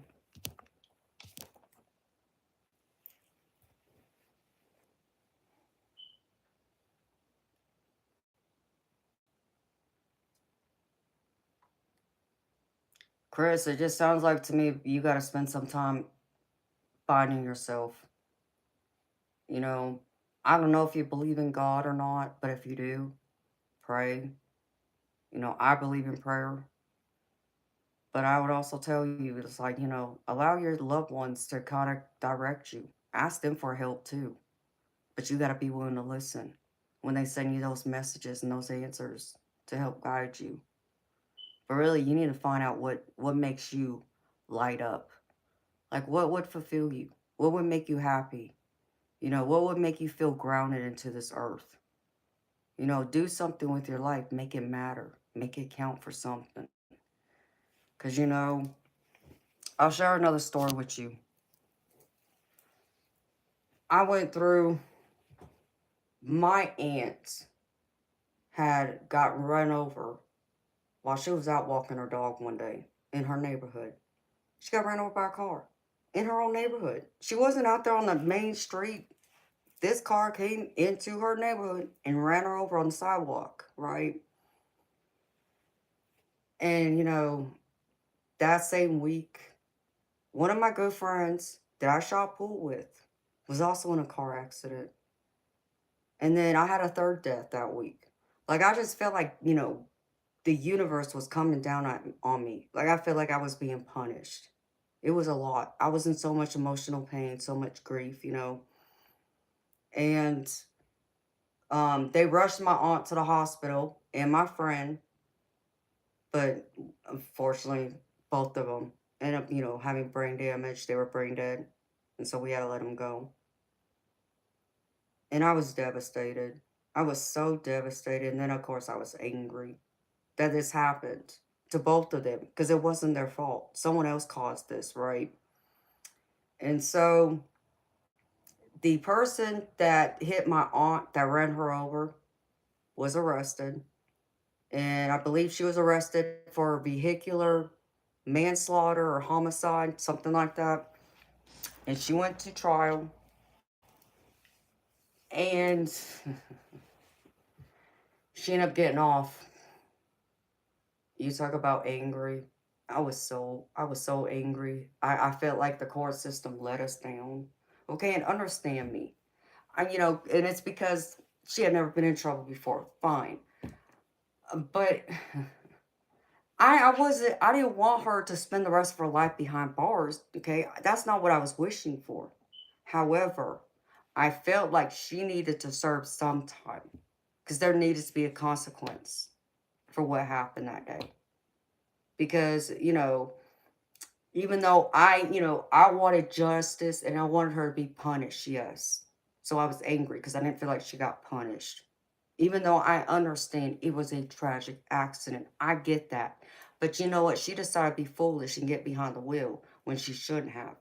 And it wasn't that she was under any kind of influences from what, we found out. It was because she had just got off work and she was really tired. So apparently she fell asleep behind the wheel, is what we were told. But still, that's when you don't get behind the wheel. It shouldn't be any different. But for whatever reason, she fell asleep, apparently, is what she was telling everyone. Ended up killing my aunt. So me and my family felt like, why is it that we're suffering? You know, our loved one's gone. She's not coming back. But we still got to figure out how to pick up the pieces and keep living, right? while this person that took her from us gets to go back living life like nothing ever happened. We were not happy. We were very upset. We really felt like we were let down. And so I think she only got like 3 years probation. And I think she only served maybe like a few days in jail before she was bailed out. So that she didn't get punished to me. Probation is not punishment. And there might have been some community service in there with it. She should have spent a little bit of time behind bars. So it's like I had to come to terms with that. And that was not easy. And, it's like I told my brother, like I said, it's not that I have a vengeance heart because I don't, but there has to be a consequence.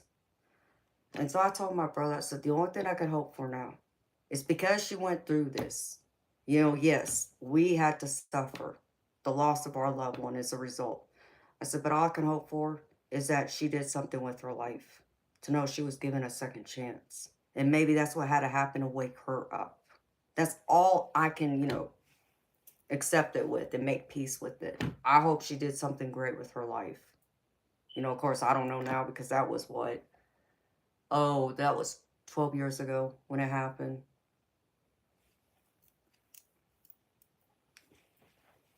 It really is no different, baby, but it's not easy.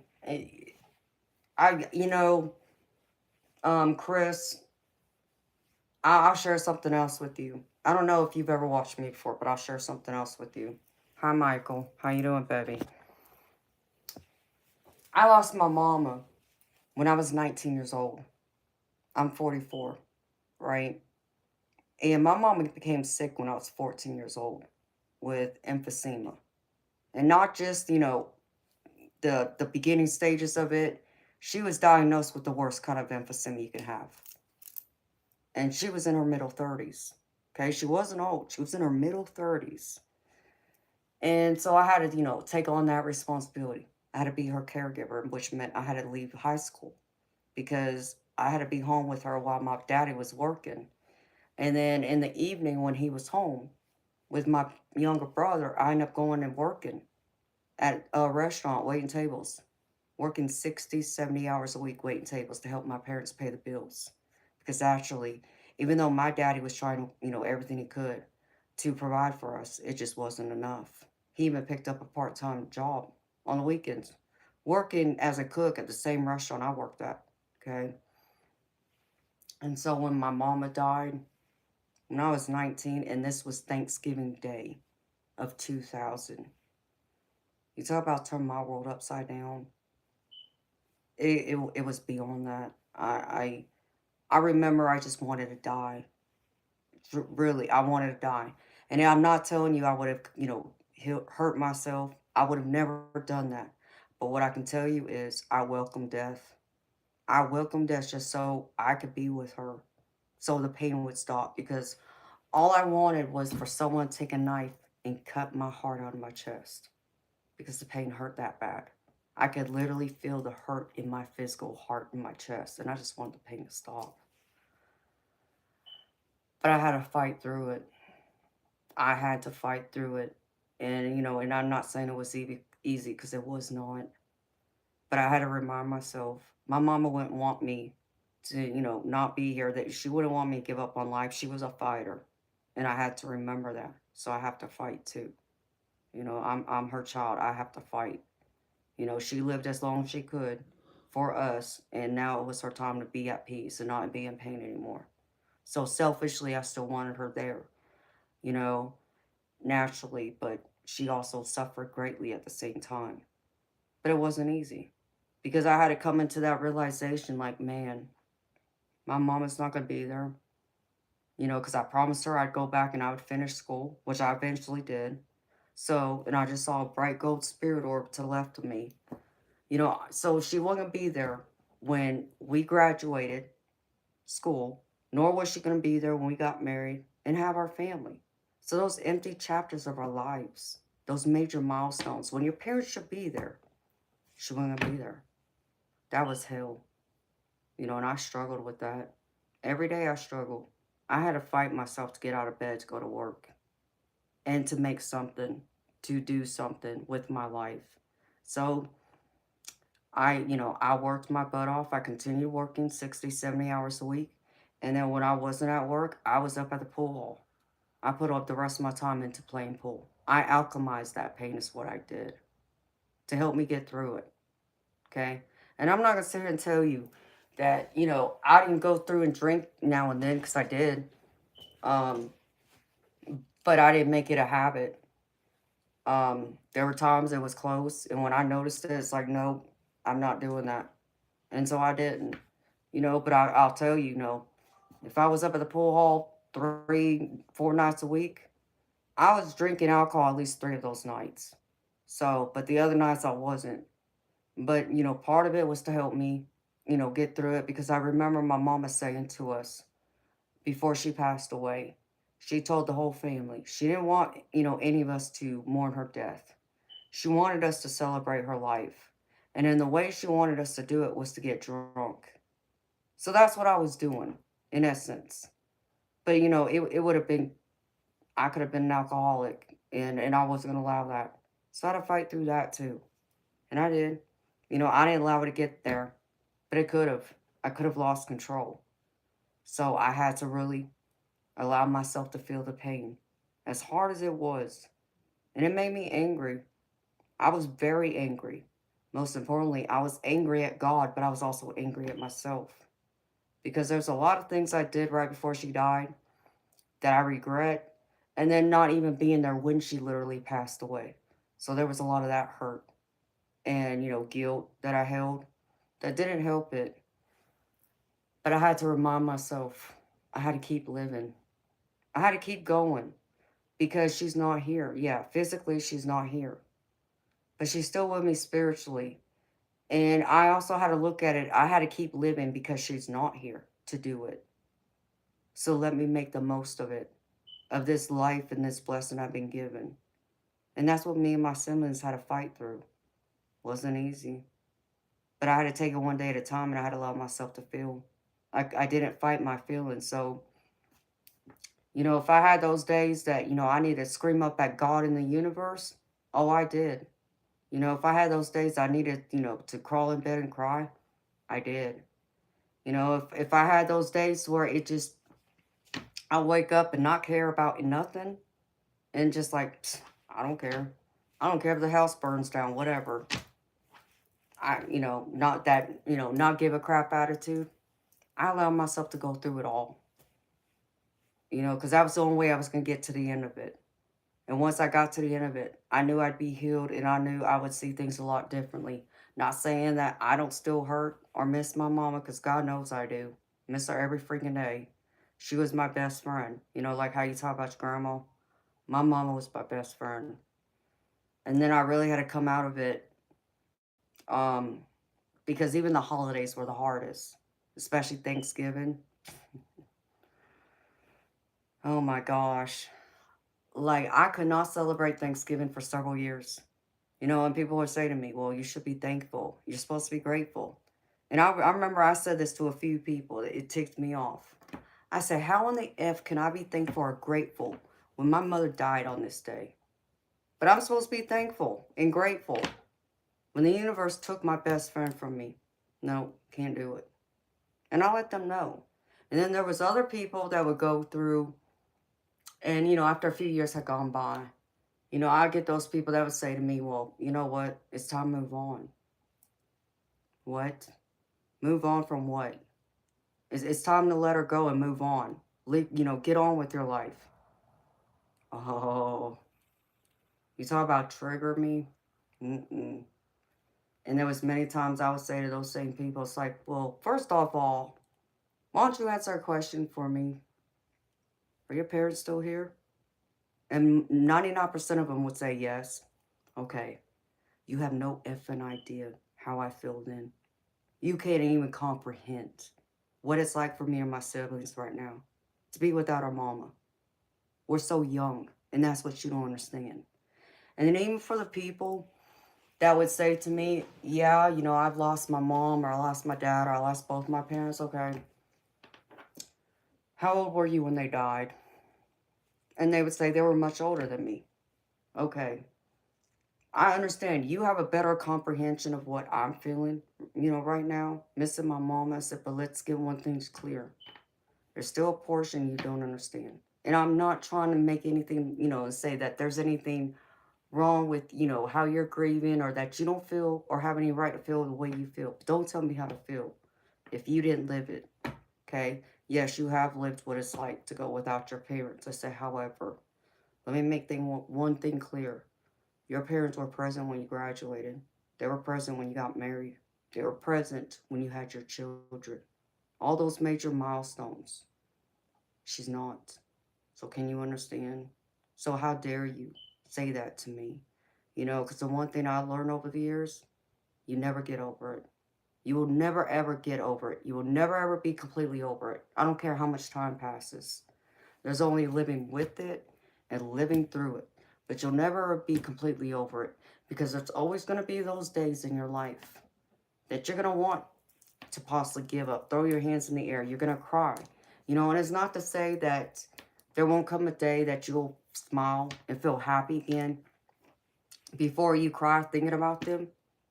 But it doesn't mean that those other times won't catch you off guard either. And it doesn't mean your heart still doesn't hurt. It doesn't mean you're leaving them behind because they're always with you. You just got to remember them, keep them in your heart, and you got to live life and they want you to be happy because they're able to live life through your eyes now. So live for them because they're not here to do it anymore. And I know it's not easy, Chris. I know it's not easy for anyone else watching me right now who's gone through that. I get it. Because the other thing is, I lost my real father when I was 25. And, he didn't get to meet the person I ended up marrying. That was my fault, right? So I have that emptiness still. And then the man who played a big role in my life, that's been in my life since I was 3.5, 4 years old, my stepdaddy, the one that married my mama after my parents' divorce, that's daddy to me. And I lost him when I was 30. And unfortunately, yeah, he got, thankfully, yeah, he got to meet the person I eventually married. But my brother, nope, he had not found his wife, did not have any children yet, so that got robbed from him too. It's hard. It is. It's a wound that will never heal. But it doesn't mean that you carry on that pain so heavy for the rest of your life either. But give yourself that time to feel it. Don't run from it. Don't ignore it. But don't allow anyone else tell you how to feel either. You have every right to feel what you feel and how you feel and however long you feel. Just don't give up. Just keep breathing. And I know that feels like a lot right now, but you still got to find a way because that's what they would want you to do. You know, our loved ones on the other side, it always pains them to see us hurt, yes, but there's certain things, again, like we sign up for. But what hurts them more than anything is to watch us get stuck in a place in our life because of us missing them, because of their absence. That they don't like seeing that. They want to see us happy and be fulfilled because that makes them happy. And then they're able to enjoy life just in a different way from heaven, but through our eyes. Because the other thing what people don't understand is, and this is hard for some people to wrap their heads around, and I get it. Hold on, let me take a sip of my drink.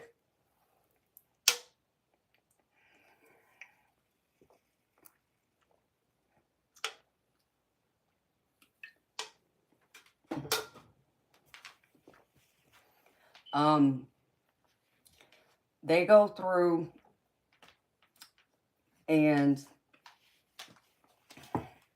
they get to know us a lot better on the other side. And y'all are probably looking at me crazy right now, like, Amanda, what are you trying to tell me? My loved one didn't know me? No, they knew me well. I'm not saying they didn't. But what y'all don't understand is, in the spirit world, they don't just know us like the faces that we shared with them when they were here in the physical world. They really get to know us in every single way. So what I mean by that, like, whatever we're thinking, they know. Okay, so like, let's just say, for an example, there was something you did while your loved one was alive. And they couldn't make sense why you do something. Like, let's just say, I'll just make up something silly. Like, let's just say, instead of putting your socks in the top drawer, how most people, at least I would thought most people would do, maybe you decide, stick them in the bottom drawer instead. Well, let's just say that drove your loved one crazy, and they didn't understand it. They couldn't make any sense of it. Even if they asked you and you explained it to them, it's like, I don't understand. I don't understand your thought process in that. Excuse me. Well, now, because they're on the other side and they can hear everything you think, everything you say, and see things through your eyes now, they understand. And so they do. They know everything you're thinking, what you're going through. They're watching over you as best they can, like I said, but they can't stop, things from happening. Because a lot of it is what we sign up for. And then other times, we did it to ourselves too. And I don't mean just, signing like a soul contract before we incarnate in this life, but there's certain choices we make ourselves. There's a consequence. And that's everything. There could be a pro to it, yes, but there can also be a consequence to it too at the same time. Depends on how you look at it. So some things we do to ourselves. And sometimes, because we ignore our spirit team, and as much as they're trying to help us and trying to, guide us, we just act like they're not there or we don't hear them. Like think of yourself like me. Like that day, me and my, family were going to the restaurant. I could have easily ignored that and said, nope. And what do you think would have happened? Guess what? I would have ended up in that car accident. Or my brother and his family. But I listened. So I can only imagine what would have changed the events of everything. I mean, thank God I don't have to find out, but you just don't know, right? It's something like that, though.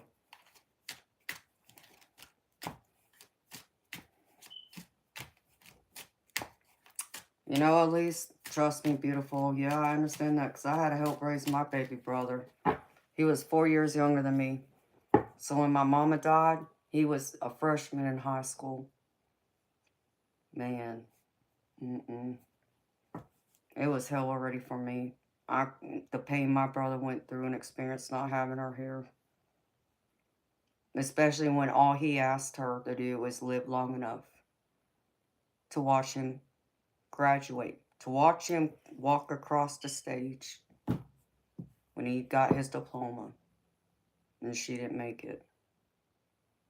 So I can share in that hurt with my brother because I understand. Because she never got to watch me do that either.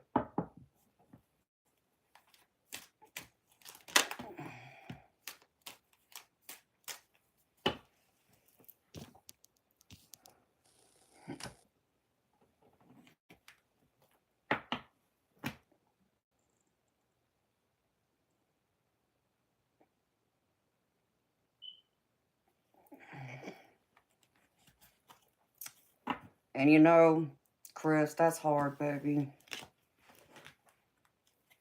Do you know something else? Here, I'll share something else with you.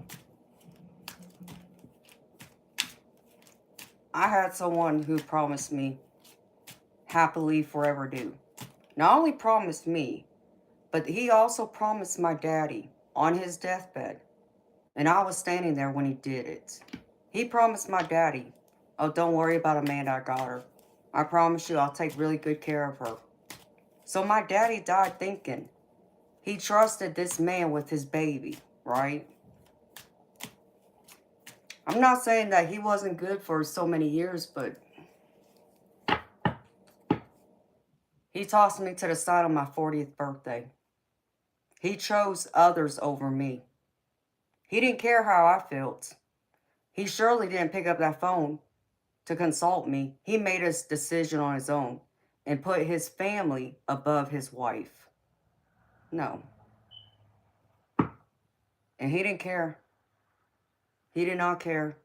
And you talk about ripping my heart out of my chest. Oh, he did. I cried myself to sleep for 2-3 days after. Spent my birthday by myself because he wasn't there. The only thing that happened, I think, that day is my baby brother stopped by late that night for, a little bit and brought me a cake, which that helped. But aside from that, the person who promised me happily forever after wasn't there. And chose his family. When I mean he chose his family, it was like his sisters and his child over his wife. Fun. But he didn't just do it that day either. He did it several days after that. To the point that we ended up having to sell the house, right? So I needed help packing up the house. Okay, and I'd already made plans, like, I gave up seeing my family.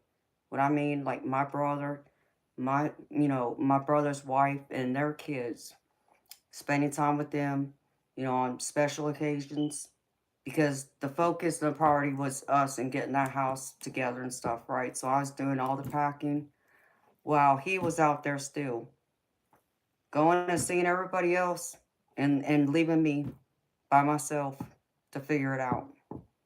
So I get what where you're coming from too. And he didn't care. And he still doesn't care. It doesn't matter.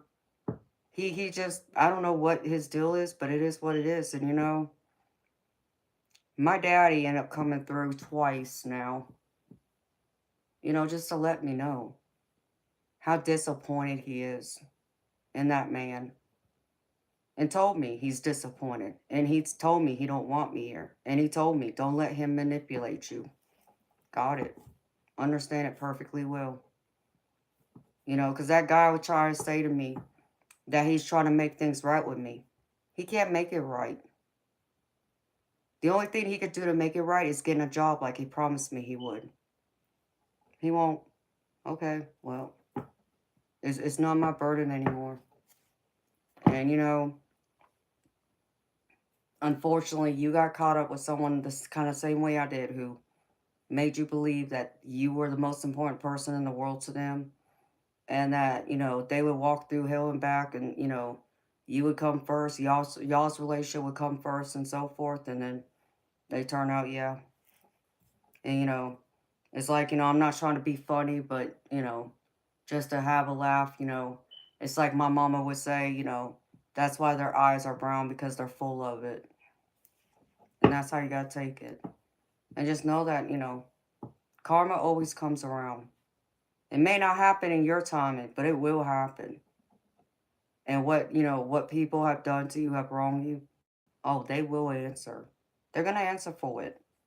So you're just torturing yourself by allowing that person access to you still, even if it's just your thoughts.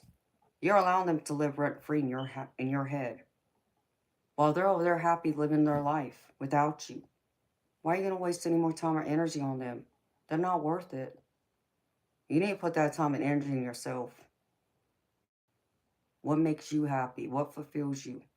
And when you can do that, and have your head on straight and keep pushing forward, and become grounded and be stable mentally, emotionally, spiritually, and financially, the divine will gift you with that person you're meant to be with.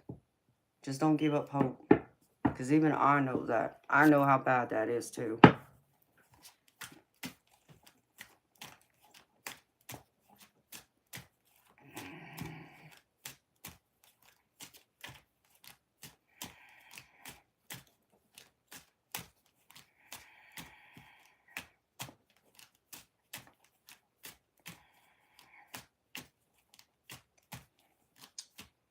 Chris, you see,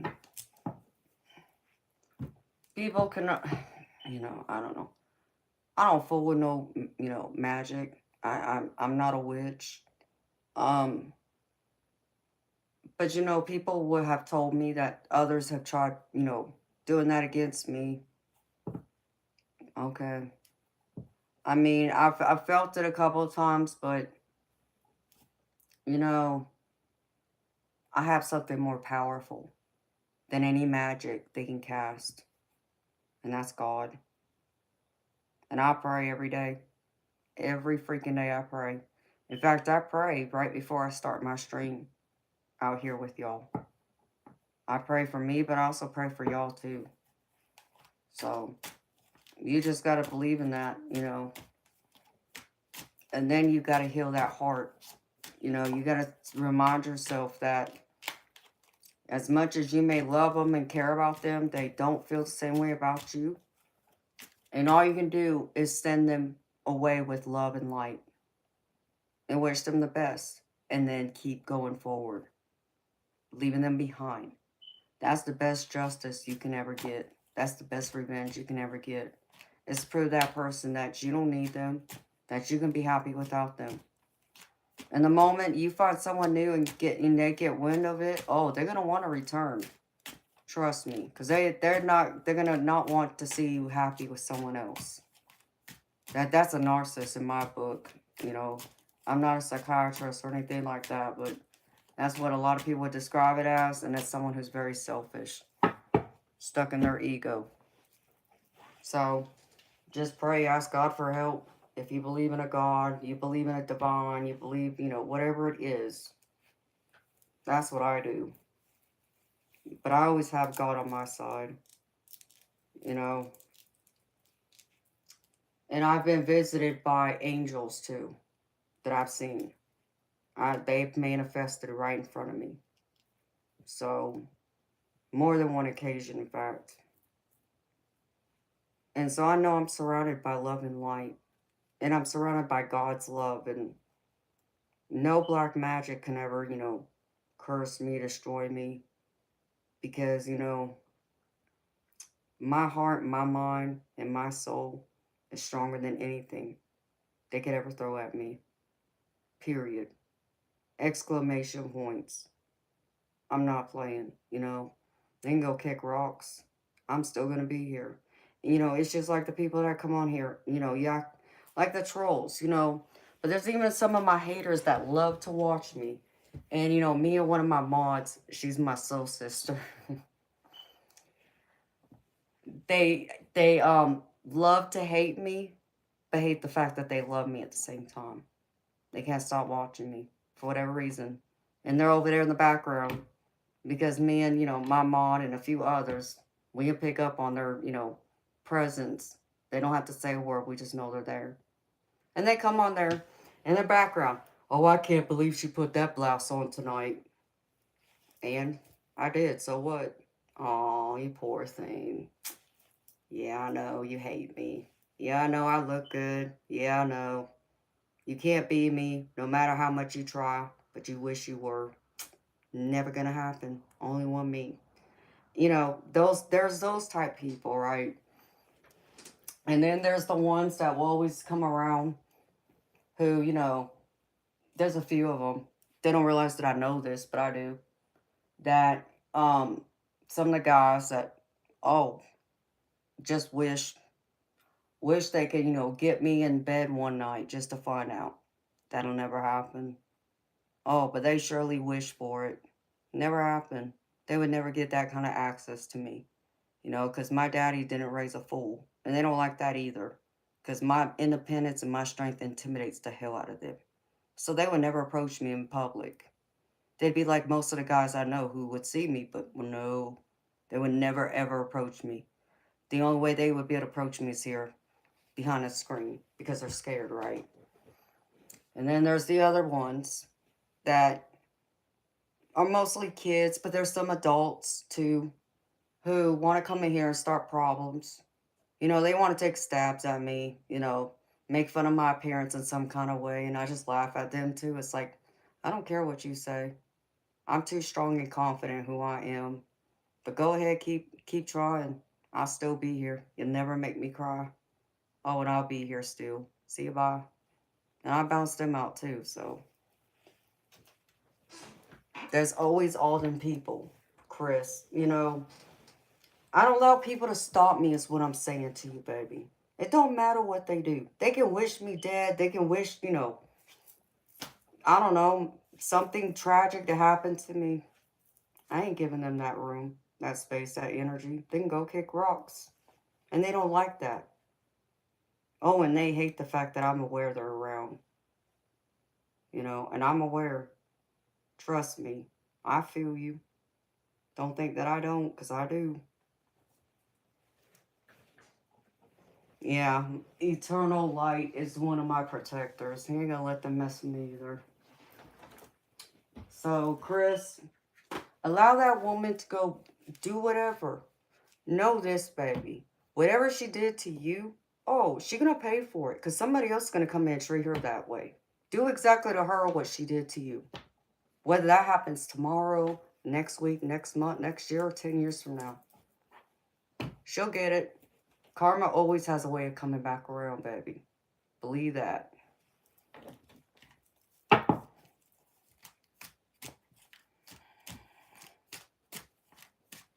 Oh, yeah. I do. I pick them up. Some of my other mods pick them up. We do. I'm aware when they're around. They don't think I know, but I do. I mean, and a lot of them out there wish me ill will. They want to see me fail. They don't like the fact that I'm out here. You know, I even found out one of them talked about me not too long ago. It's like, oh, really? And they didn't talk about me in a good way. It's like, whatever. All they can do is, knock me down. That just says they're threatened by me.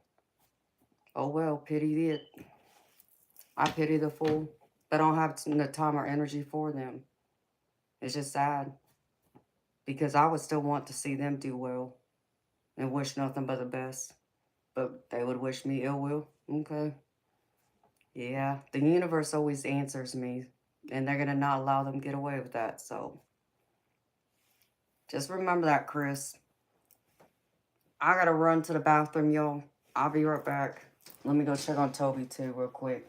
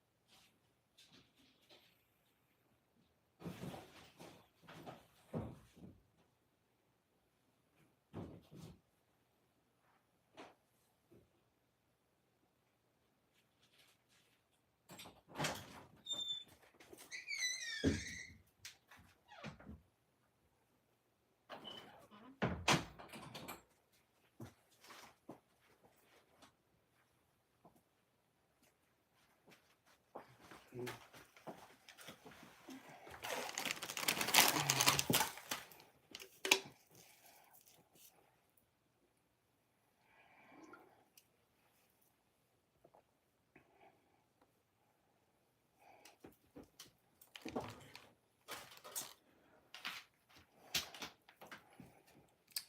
know, Chris, I just don't go kick rocks. Because they're not going to be able to do anything here. They can try.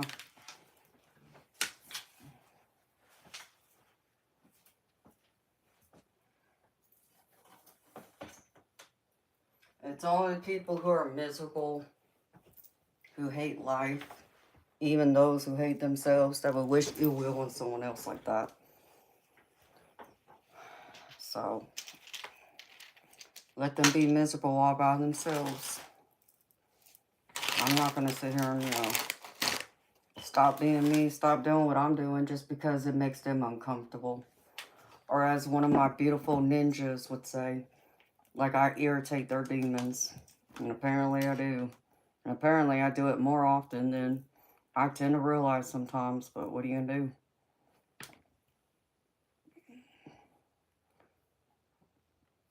I wish them well, but they ain't going to keep me from doing what I was born to do. And that's the other thing they can't handle. Because, Chris, let me share one more story with you. You know how I said I had to sell my house because the person I had married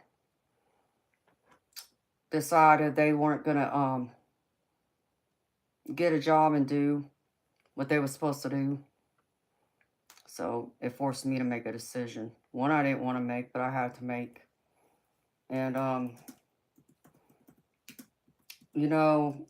I had talked to my family about selling the house, and, they all told me, well, we hope it doesn't happen. That would really suck if y'all have to.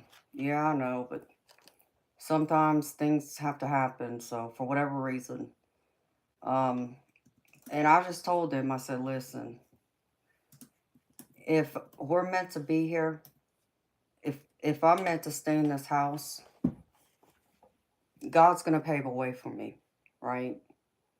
But if I'm not meant to be here, then God's also gonna pave that way for me to leave. And let me tell you something, Chris. We're talking, this was 2023. Yeah, 2023. And the housing market is pretty much the same it is now. It was going down the crap hole, you can say. And that decision came. And I had to list the house on the market. But, even though, yeah, it would be a huge change. And it's not a change I was looking forward to, but it was one that was going to happen whether I wanted it to or not. Because it was either I sell it and get the equity out of the house from the sale of the house, or I'm allowed the bank take it from me and then I lose everything. Oh, hell no. I wasn't going to allow that to happen. So I reached out to my friend who actually used to be one of my neighbors in that neighborhood, him and his wife, and asked them to help me. And they agreed to list my house on the market. I thought it would sit there for a couple months, to be honest. Nope. Surprised the hell out of me. It sold in less than 3 weeks. And I got more than one offer on that house. And I got triple what I paid for it all them years before. Okay, so that was God saying to me, weren't supposed to be there anymore. So I had to accept that. And I said, okay. I didn't know where I was going. I didn't know, where, the next destination was going to be, where I was going to live, this and that. Well, one of my relatives had just moved to Georgia some years before, and they had a little house on their property. That was like a little, you can call it like an in-law suite, whatever you want to call it. And, so we could stay there till we get, things situated and get back on our feet, thankfully for them. And during that time, like I told my family, I said, it's going to be okay.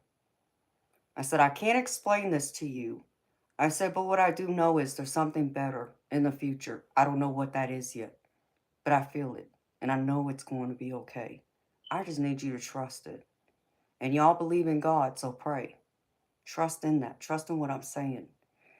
And so it was about, what, a year later, year and a half later, I ended up going through, um, I built this house I'm living in now. Brand new house. Has upgrades and everything. My old house didn't have any upgrades. The house was exactly the same way um, it was the day I built it to the day I, walked out that door for the final last time. And so, but so it surprised me it sold for that much. But then, the difference in the housing market and how much, costly the house has become. So, and it also pointed me here.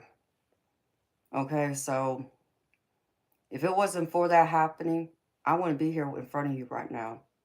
Because that was the other thing Spirit was trying to guide me to. But I didn't notice it then. I didn't realize it then.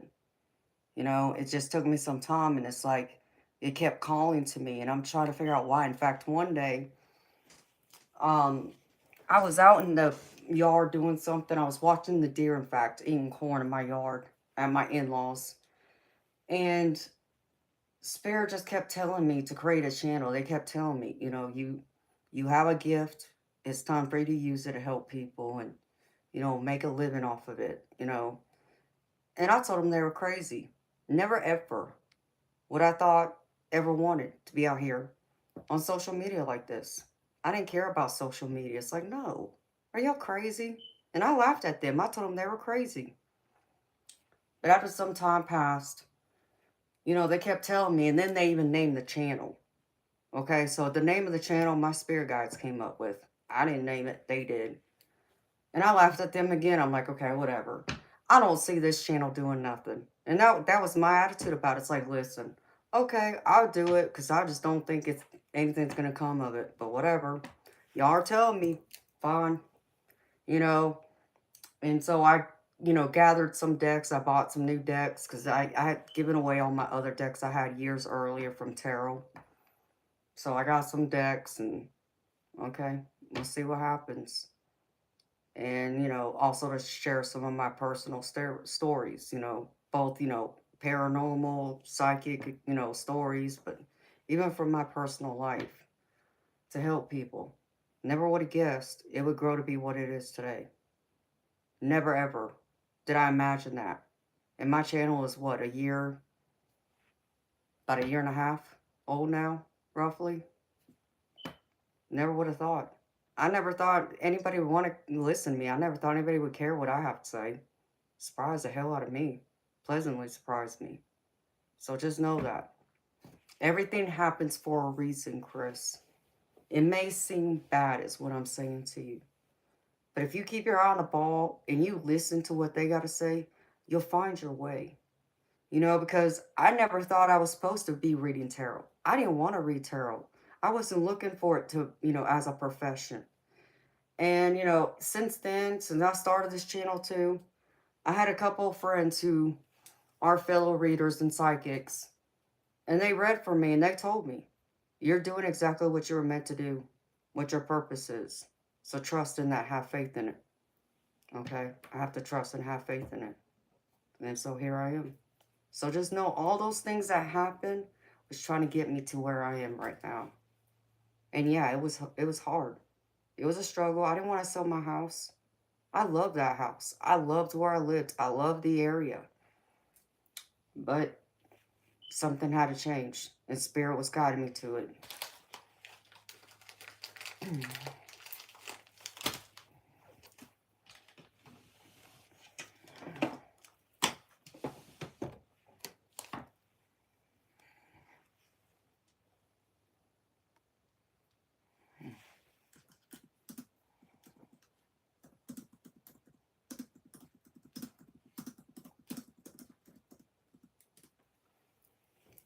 So just know that.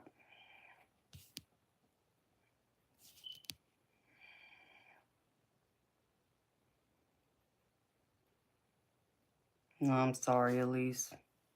I'm sending you healing, love, and light, girlfriend. No, it'll get better. It always does. You'll find your way. It took me some time to find mine. So, you know, things happen for a reason. And yeah, sometimes we have to go through hell before we find the rainbows and sunshine. Yeah, but that's life. You know, and then it's all the people out there. And I used to think this way, okay? I'm not judging y'all. Please do not misunderstand me. For anyone who might be thinking they're feeling this way right now. You know, I used to have that attitude like, why the hell me? What did I do so freaking wrong to deserve this or deserve that? And then I had to come to that understanding. It's like, why not? What makes me special? I'm no more important than anyone else. Like yourself. I'm no more better, no more important. None of that. So there's a reason why I was meant to go through whatever I go through. And I just have to trust in it. So you got to trust in that too.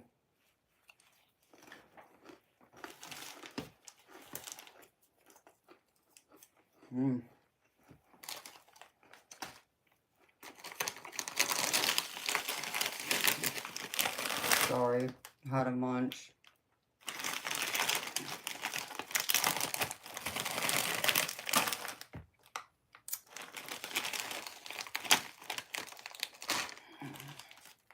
One of my subscribers sent me a care package that had some Asian snacks in it, so.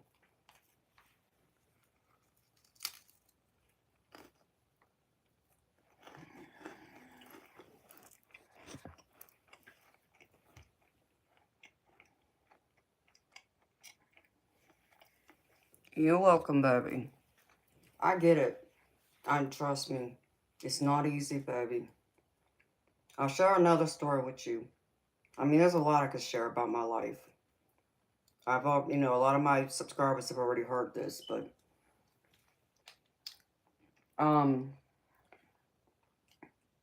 when I was 21, no, I was 22. I got in a bad car accident. Someone T-boned me. They failed to yield to me. I had the right of way. So, instead of, you know, waiting at the light, they end up turning right in front of me, trying to, well, they end up hitting me. Totaled my SUV. And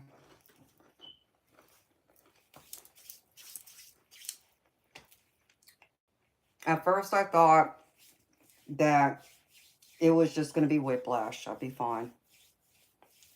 You know, went to a chiropractor who happened to be a friend of the family. And, you know, took some x-rays and all that good stuff. Started getting adjustments. But then I noticed I wasn't getting any better. The pain was getting worse. And I couldn't figure out why. And so I went to my PCP and he ordered an MRI. MRI came back negative. Negative findings. They didn't find anything wrong. And my head was just blowing. It's like, no, something's wrong here. Because understand me, before that accident, I was still working waiting tables. I was, you know, working 40 hours a week. 3-4 nights a week. I was also shooting pool in leagues and tournaments. And then another night, I was bowling in a league. So I was very physically active, physically fit, right? And so I was doing that before this accident to not being able to do any of those things. So it was life-changing. And so I had to go through this excruciating pain that no doctor could diagnose. And I mean, when I say it took 4 years, it took 4 years. It took me going to every doctor in my area, in all, you know, those expertise between orthopedic, neuro, and also like physical therapy and all that. And every single one of them would look at me and automatically accuse me of either being mentally crazy because they said there's nothing wrong with me, or I was seeking narcotics. That was their explanation why I was, you know, there. And understand me, yeah, it tried me. You know, I went through a lot. but I couldn't stop fighting. I knew something was wrong with my body. To go from what I was before to this, no. That's just to say I'm not a wuss, I can handle a lot. And so my chiropractor and his wife, we were talking one day, just frustrated, like why is my MRIs? Because I had two more MRIs done after that. Same thing happened. Native findings. Nothing's wrong. It's like, no, something's wrong here. Okay. Not only was it the pain I was feeling, but if you were to look at my tailbone, it would swell to half the size of a golf ball. I kid you not. And my doctor saw that too, but because nothing in those tests could show what was wrong, nobody can give me any answers. So they finally told me, well, there's this one doctor that you can go see and maybe he'll be able to help you. But the only way to see him is to get a referral. So I'll write that referral. Okay. What do I have to lose? Because I wasn't going to stop. I would go to every doctor until I found the one who was going to help me, could diagnose my problem. So I go to the appointment and I tell that doctor, like, listen, before the accident, I worked 40 hours a week waiting tables. I shot pool 3-4 nights a week and also bowled 1 night a week. Did all that. Now I can't do none of this? Like, that doesn't make any sense. And he agreed with me. He's like, I think you have a bad disc. And I told him, I said, doc, I agree with you. I said, but the problem is none of the MRI is showing it. Why? And so he sat there and he told me, he's like, unfortunately, doctors use an MRI as the gold standard. So if nothing shows up to them, there's nothing wrong. But see, there is another test that can be done that will prove once and for all. And I'll do that test for you. I'll perform it myself. And, he explained what kind of test it was, and it's called a discogram. I'm like, oh, thank God, Not that I'm wishing for anything to be wrong, but I just knew. And that's what my body was telling me. So, day of the test, go in there. Yep, comes back. I got a torn disc. On a scale of 1 to 5, 5 being the worst, mine was a 4. Okay, so it wasn't just a tiny tear. It was ripped. And so, it's like, thank you, God. I finally got a diagnosis. Now I can get myself fixed. And so my doctor said, yeah. He's like, but there's only one problem. There's only one way to fix you now. And he's like, you're going to have surgery. And I already knew it was coming, but I was like, oh, shit. And I didn't want to do it. But I knew if I wanted my life back, I was going to have to. Okay? But understand me, Chris, I wasn't just going to let anybody cut me open. Okay? It was going to be someone I trusted. Even if it's someone who was arrogant and turned me down once before and pretty much accused me of being a drug addict or mentally crazy, right?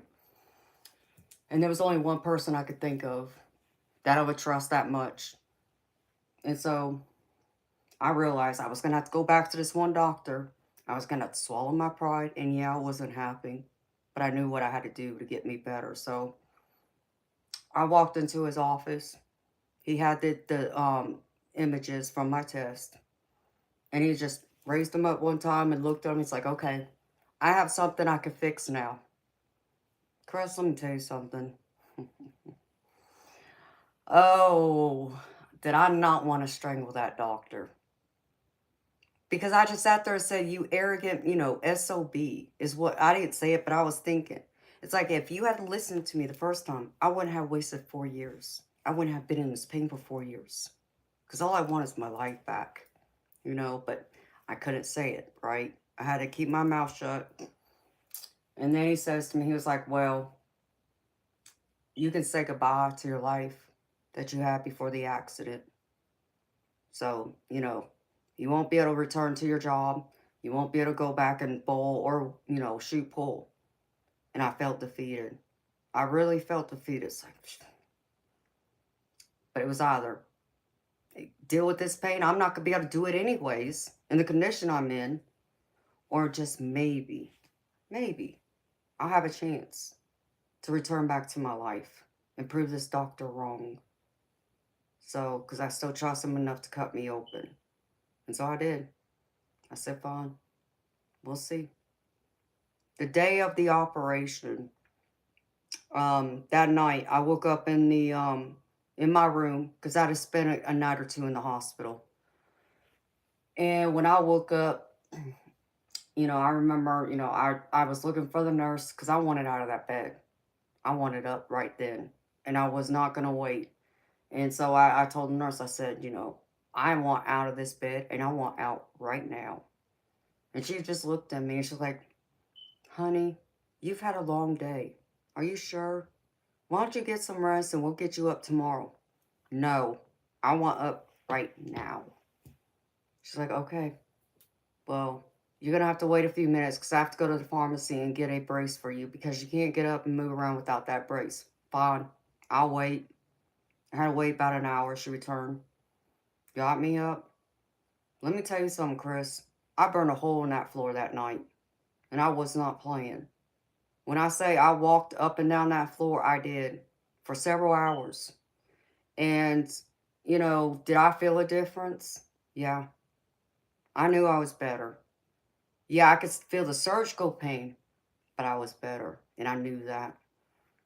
And so the next morning, doctor comes in, you know, asks how I'm doing. Told him, I feel better. And he's like, okay, well, you know, I said I was up all night walking. In fact, he's like, yeah, I heard. He was like, well, I can either send you home, or if you need to spend another night in the hospital, I don't mind keeping you for another night. I said, nope, send me home. I'll be fine. I got it from here. So he's like, okay. So he released me, and I went home. And the only restriction I had was, like, I couldn't bend naturally, but I also couldn't sit longer than like 25, 30 minutes. And that was just to eat. Rest time, I better be either walking or laying flat. So that's what I did. So every day, I walked to my neighborhood multiple times a day, and I felt better, and I was getting better. I was getting my strength back. 6 months after surgery, I got a wild hair out of my butt, and I looked at my family. I said, I know what I was told. I said, but I need to know if I can play. I need to know if I can shoot pool. So, take me. And they're like, okay. That was the first time I picked up pool cue in 5.5 years. And let me tell you, Chris, the life returned in my body, and it felt great. I could not, I still remember that day. It's like, the fact of how far I came to get to where I gotten, and this is what I was fighting for. And I think it was about a week or two later, I played in a tournament, and I ended up placing, I think it was second or first.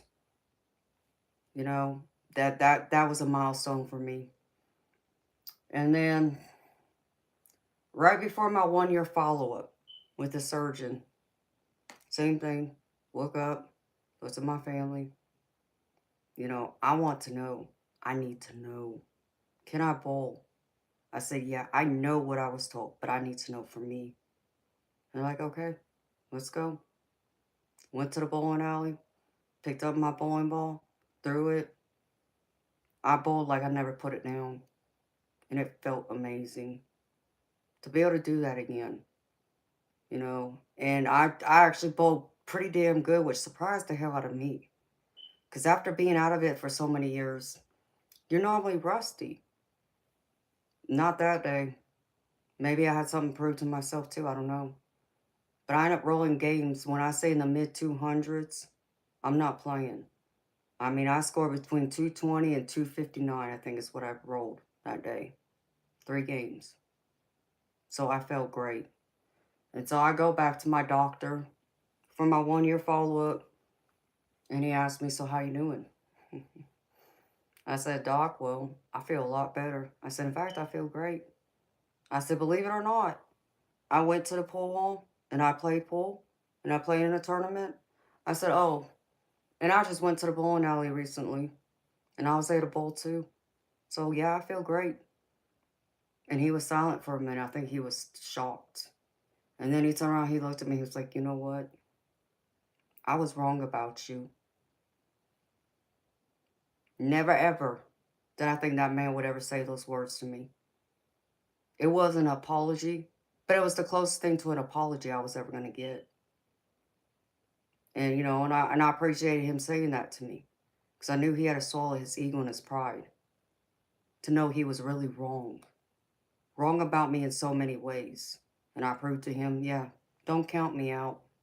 Because it's not about, yeah, you have to have the best doctor to do what's best for your body and to do it right, but it's all about your mentality in it too. So, and I wasn't going to give up. So, and I went back to bowling and shooting pool again. So again, and that was 5.5, 6 years later. I went through all that to get to the other side of it. Was it hell? Of course it was. I went through a lot of physical pain.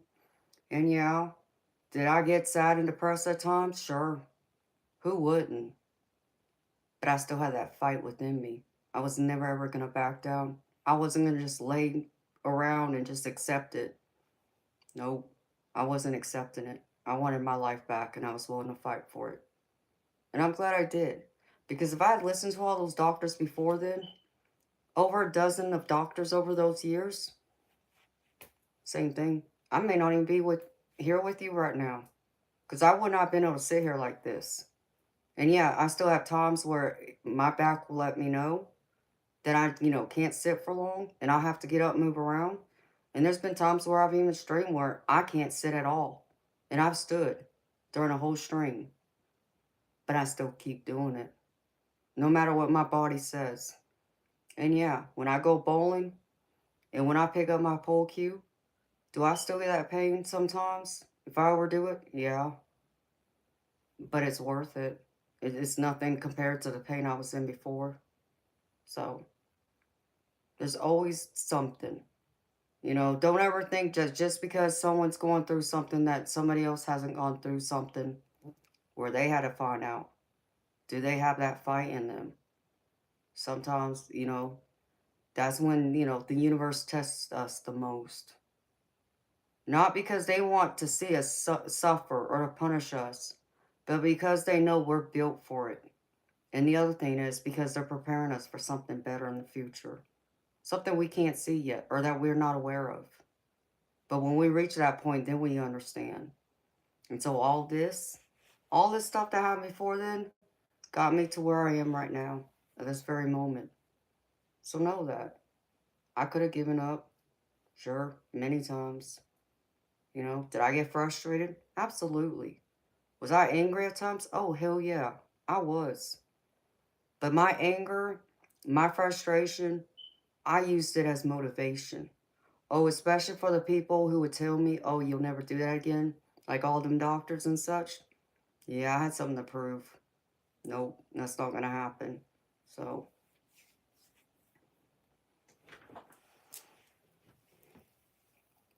it was unnecessary pain and suffering. It really was. I didn't have to go through it all them years, but I did. Why? I can't give you an answer now why, but maybe it's something I'll come to understand later. But I know a lot of the other things I went through prepared me for this, that I do know. So trust in your path, Chris. Don't just, think because everybody else has done you wrong that that's all your life's going to be. Have hope. Because if you keep thinking the worst, that's what it's going to end up. Because then you end up manifesting exactly what you're always overthinking or worrying about. So if you think everybody out there is just going to do you wrong and hurt you, those thoughts are very powerful. You'll manifest it. But if you believe you're going to have a life of happiness, peace, and be surrounded by love, by people who love and care about you, you'll have that.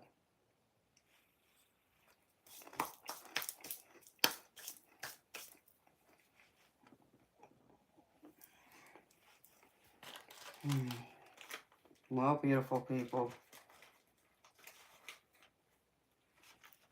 Ooh, that was a big orb. It's almost 2 in the morning, y'all.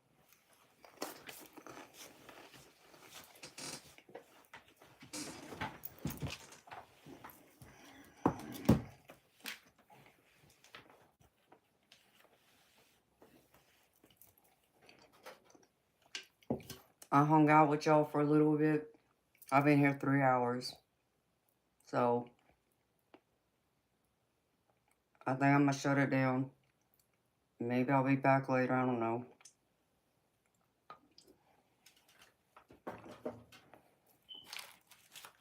So, it was good hanging out with y'all for a little while.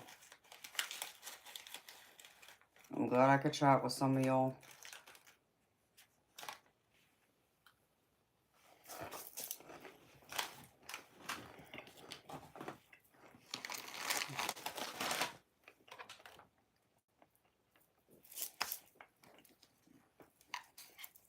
But it's time for me to say goodbye for now. So I wish y'all nothing but love and happiness. I hope y'all have a wonderful Friday if I don't see y'all. And a wonderful weekend. We'll see what Spirit wants me to do later. You never know when I'll show back up. So beautiful, people. Y'all have a wonderful night.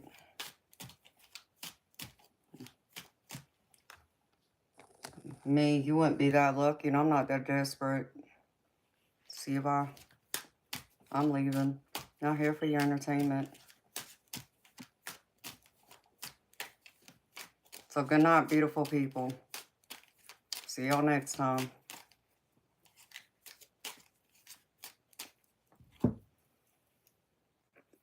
You're so welcome, honey. Take care. Much love.